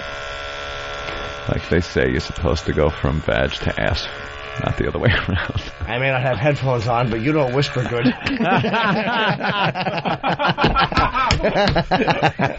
It's all those years of radio. I know. I meant you to hear it. Thought he was talking to a flea. No headphones, and he's got a fucking razor going in his ear, and he still hears heard me. it. We're going to go lower on the sides, right? Yeah, we should go a little low. You're so uneven. You're fucking retarded. Look how much higher it is. Look at Danny. Oh, my God. Look straight at Danny. Dan, you're going to make me look stupid. Look at the picture. Look at the Let me picture. let me see a mirror. Look how much it is No, I at wanna the see- I'll tell him front how to do it. I don't and how care. it tapers around the back. Wait, he doesn't have to shave this. He's not going to make this any lower. I think he should. No. He's not going to shorten it. He'll just make it lower on my head. Right. yeah. Lower Go on your ahead, head. Dan. Get Yeah. to it, Dan. I want to look distinguished. Yeah. I have a function to go to. We should get a Sharpie and like paint like hair, the Oh, swoop. yeah, sure. When I get to the spray paint, put a cock on my face. We'll have a laugh. How about we don't do that? A human being, not a fucking... Who am I, the fat kid from Z100? He's the gymster. Sorry. Oh, that's funny, Jim. I'm just trying to even it out a little. Yes, that's why the homoerotic hand resting on the shoulder. Gently. You should be behind me when you're doing that.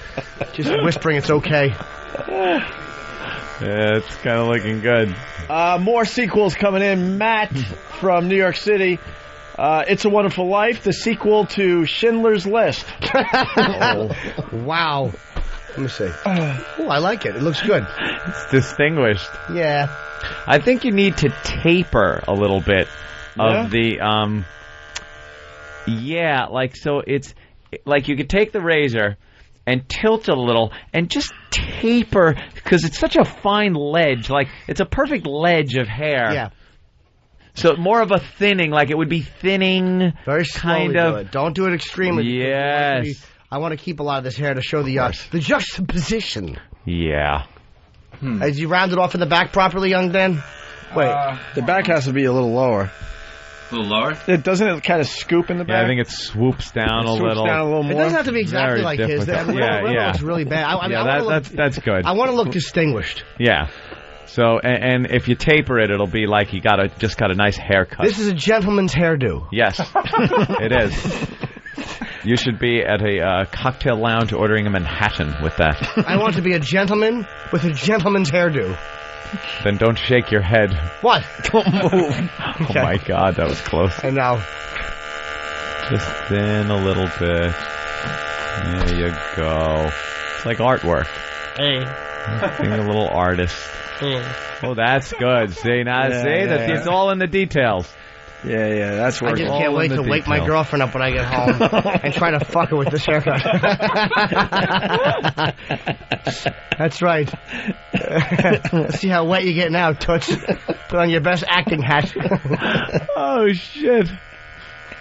Yeah, that's working nicely. A little taper. Little thinning. Very good. Oh, that's what did it. Let me see. That did it. That's perfect. How like 8'6"? Can you lower it? Sorry, dude. 8'6". Like 8 feet isn't tall enough. What? He said 8'6". Like 8 feet isn't quite tall enough. What am I? 8 feet 6'3"? Yeah, I like that. It's a little bit. It's distinguished. Yeah. I think it's too high on the side. Clean it up. It might be. No. I would say first of all, you missed a spot here. Do I have to do this myself, son? Danny. Danny. Let me do this. Give me the mirror. I'm doing this for you. All right. This awful purple robe. Foundry. From the Stephen Carr collection. I was hoping this would be hung up at the Hard Rock Cafe. Yes. Instead, it's being showcased in a rest area by Exit 5. That is the gayest color anything could come in. Oh, there you go.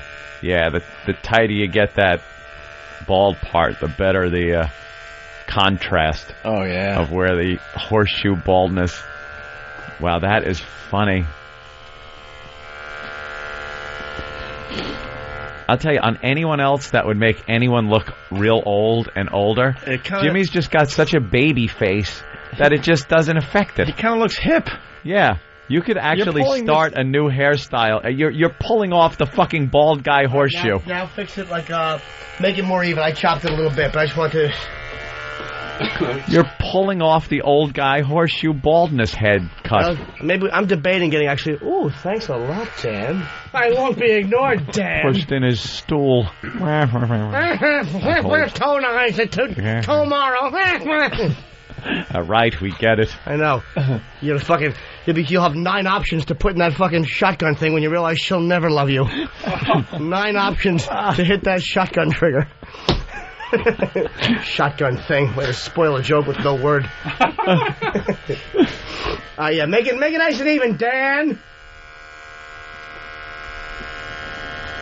Mm-hmm. Oh, he's wrapping around. Now you got a ledge again. That's all right. We'll fix the ledge. Oh. There he goes, Dan. He's a little quicker this time around. He's more confident. Yeah, I know he is. In his hair-cutting prowess. Around the back. Dan's a pedophile. This is how he meets neighborhood children. He has a sign on his door that says haircuts, and he spells cuts C-U-T-Z, and the kids think he's hip and fun. And the Z is backwards. Yeah, it's backwards. Taper the other side a little. Taper the other side, Dan. I don't want to look stupid. Wow. Fix the line now. Oh, you're such a sweet boy. I fixed the line. Huh? Well, what? A little music to get a haircut by. If you had a razor, I would actually go bald on the top. Wow. Right. That would look amazing. Awful. You're the guy that has to do it. I already got it. Enough. I saw the sign, and it opened up my eyes. I saw the sign. Life is demanding without understanding. I saw the sign, and it opened up my eyes. I saw the sign. No one's gonna drag you up to get into the light where you belong. It's not like we haven't heard it 80 times already. Love it. There it is. There it is. Wow. What do you think, Jimmy? That looks good. All right, well, what I'm going to want Dan to do... Give me the topic before I come here. Picky Jim. Do you mind? It's my head. That's true. I would like you to go over the top, like right here, by the way, in here. Okay. And back here. I want this to be all... See, I can feel it with my hand. This Stubble. is uneven. I can feel I'll give it another once over. How about 30 times over? It's all even. I can do this myself. I do this myself without a mirror. I can get it. And I know you're doing it in a circle, but I can feel right there. Right there. Right You can see it from here. Yeah. All right, we'll take a break. We'll see how Jimmy's hairdo turns out. Fucking Leatherface is fucking cutting my hair. After these messages. Hairdo. You're trying for a baby. It's a magical time. And you're going to want a home pregnancy kit that you can trust. I'm nervous. I'm nervous. We've been trying for about 3 or 4 months now to get pregnant. Yeah, I think this time I feel good about I do too. this time. Yeah, we've been wanting to have kids for quite some time. I think we're ready. Both of us. Yeah, we're both ready. Both ready. Ready together. This is it. This is it. Get infected.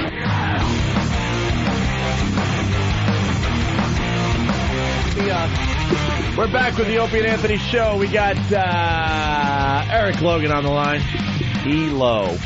Hey, guys. What's up, buddy? Sorry I missed your call. I'm in high-level meetings. We talked about it earlier. We're so excited about the XM commercials that will be hitting the market. Yes. What, tonight, tomorrow? Yeah, here's the update. That piece of music at the end, which I think just totally makes the spot, too. You have to get clearance when you run these things. We should get clearance this morning. It could be online as early as this afternoon, this evening, but probably more likely tomorrow morning at the latest. So that's 2 weeks. 2 weeks. We're not going to have a problem with that music, are we? What's that? We're not going to have a problem with the music, are we? No. We're negotiating the Okay. What's my problem? You're in my fucking house. Elo has his own fucking machine. Elo rules. That is really funny. The Opie and Anthony XM commercial, where is it going to run? It's going to, well, assuming we can get the networks to accept it, we'll see, but it's probably going to certainly start off on cable and a lot of the cable channels. So this is a national spot? No, I mean, we're gonna try to buy this thing, but again, because... Wait, I just said, is this a national spot? You said yes. No? Like all over the country? Yes. Wow. How about Canada? Okay. What about Canada? Nah, we don't need Canada. Yeah, fuck Canada. Oh, that's what he thinks of Canada. Jesus. I was on the phone with Canada earlier, but whatever. Shut up. Shut up. All right, what else could you add? To the show, I got nothing. I know. I bring nothing to the table. Yeah. Jimmy wants to talk to you. He's got his horseshoe hairdo. His new hairdo. That's right. Two gentlemen speaking to each other. Now Eric and I are a little bit more equal. It's two businessmen. Thank you, Eric, for XM for putting me in this little commercial. You didn't have to do that. It was very nice of you. Oh, but you're the star of the commercial. No other way. Not at all. Not at all. You're the star of the spot. Needed him in this commercial. XM is part of nice. this program. The outtakes are going to be hilarious. Yes. Yeah, and actually I was talking this morning after we spoke before you guys went on the air at CBS with Gary and Chris Walsh, who was the guy who's doing all the editing, was done an amazing job. He's got some really cool ideas. I shared with him your idea for the outtakes, so it's going to be good. It's going to be great. It'll be very viral. Yes. All right, it'll hit the internet by tomorrow at the latest, right? At the absolute latest, but we are working really hard to get it done. And again, when I say music getting cleared, not a problem with the music, it's just negotiating the fee. Right. Everything's a negotiation. That's what we do. Yep. All right, Elo. Thank you, Elo. Did you like the show today? You know, I heard the first half. I didn't hear what you did on XM, so. Oh, wow. That's odd. That's the beautiful thing about a replay. Yep. Did you like what you heard on the first half of the show? I did like what I hear on the first half of the show. Yeah. Especially with you trying to figure out how to navigate the knobs with shots of Dom Perignon on the board. Yeah, he actually did it. Yeah, it was pretty impressive. Yeah, it was... All right. All right. I need your home addresses, boys, so I can send you all Christmas presents. Oh. All right. I never got one last year. Mine is... Just email. Oh, hey, Anthony? Yes, sir? Will you open up your email? I sent you an email I want you to see real quick. All right. Is it scat? It's not. Scat it's video? Normal, it's what's that? Scat video? No. It was an e-card, because that's how you sent your Christmas cards? Well, I do. No, my girlfriend sent out pictures of our festive house. Yeah. How big is that wreath, by the way? I heard it was festive. massive. It's about 9 feet across, 8 or 9 feet across. Wow, so you just took a tree and bent it. Bent it into a circle. Wow. Look at you. Elo has sent you a holiday card. A holiday card. All right, let me open that up. Open the card. This is the give new my XM computer a viral virus. marketing. Yeah, Well, give my computer a virus. Something.exe file. Yeah. Yeah, just open up that. The boyloverphotos.exe. All right. All right, Oh, we're that's trying to nice. repeat a Welcome joke to your and holiday card. Turn it on. I click the link. It's a festive little Christmas living room scene with reindeer. And they have, of course, the XM... Yellow thing. Yellow triple... What is that being How called? did you guys take fucking parentheses and make that the company symbol? It Dude, works. It works. Parentheses is our middle name. What are those things being called? The XM Waves. It's the XM wave. I knew they'd have that because it's sound waves. They're sound waves, right? So the little reindeer have antlers made out of the sound waves, and they're dancing around the kitchen, living room. Very nice. Elo, thank you so much for my... Now, here's the great news. We'll have that link. We can put it on Foundry Music. And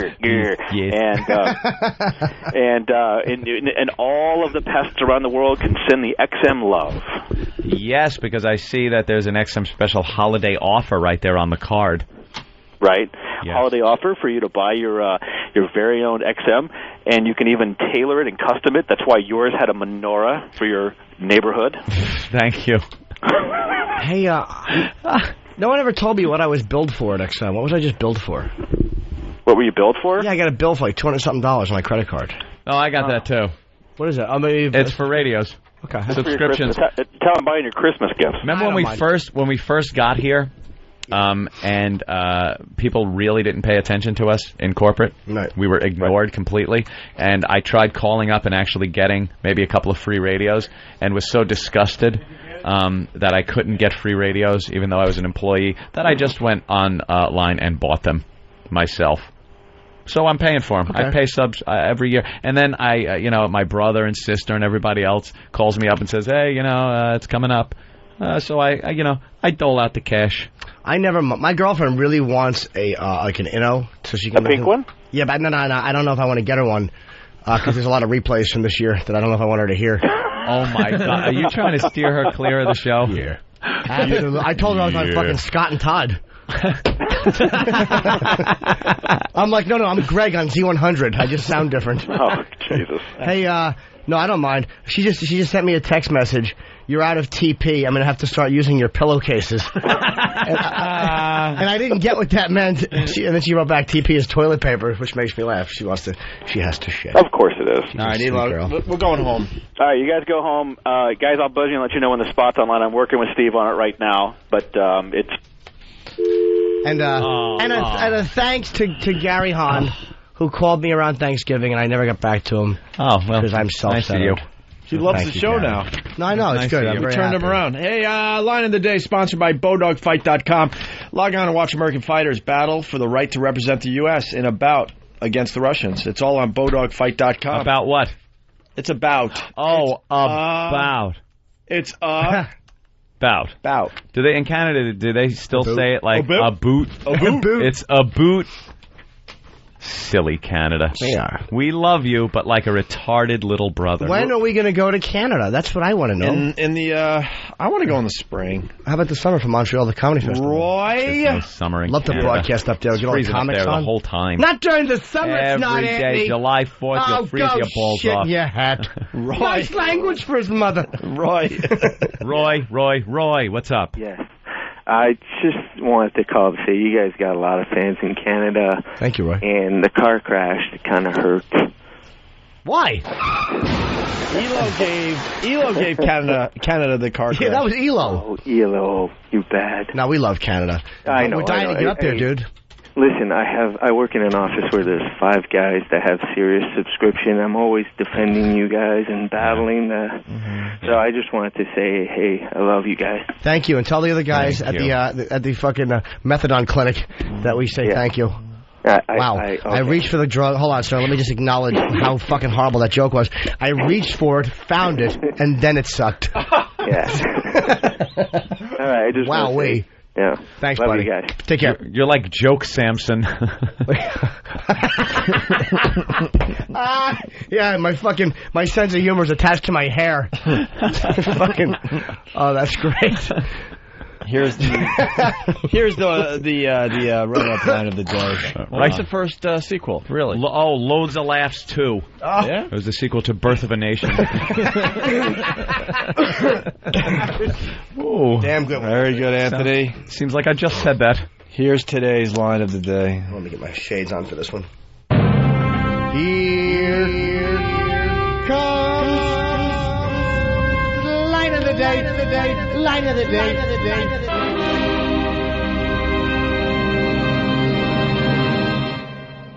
Barack John Kerry. Barack Hussein Obama. Hussein. Oh, it's over, John. His name should be Molester Hitler Stalin.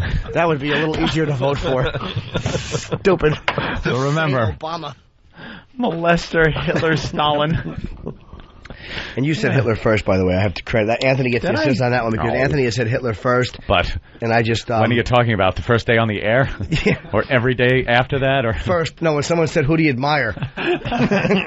No, I just you had mentioned Hitler being a bad name for it. I think it was you, and it wasn't Eric. All right, listen. Our XM commercial is going to be online very soon. I'm very psyched about that. Home shopping spree Saturday at the Short Hills Mall. Much better than I thought, by the way. The XM commercial. Oh, it really looks the way good. let's just say the way it was done in Final Cut did a nice job. Yes, definitely. So join us at the Short Hills Mall Saturday when the homeless. And listen for my Dell laptop, my brand new Dell laptop, possibly having an aluminum baseball bat. Sailed through it on the air, a week and a half old. unless some help comes through. I'm beyond or are you caring. Just beyond Caring. I've reached We're that going to point. tomorrow. Well, let's not rush things. Let's go home. Yeah. Details of the home shopping spree on OpieandAnthony.com. Here's us leaving the studio. But Pat. Presenting Opie and Anthony in-studio visitor guidelines. Number 37. Don't fuck the underage drunk guest. Oh, mister, you're so tall. Shh, not on the air. Stay tuned for more pearls of wisdom from your pals at the Opie and Anthony Show. Line of the Day is brought to you by Bodog. If you'd like to vote on any of the weekly show polls, go to iliketolisten.com.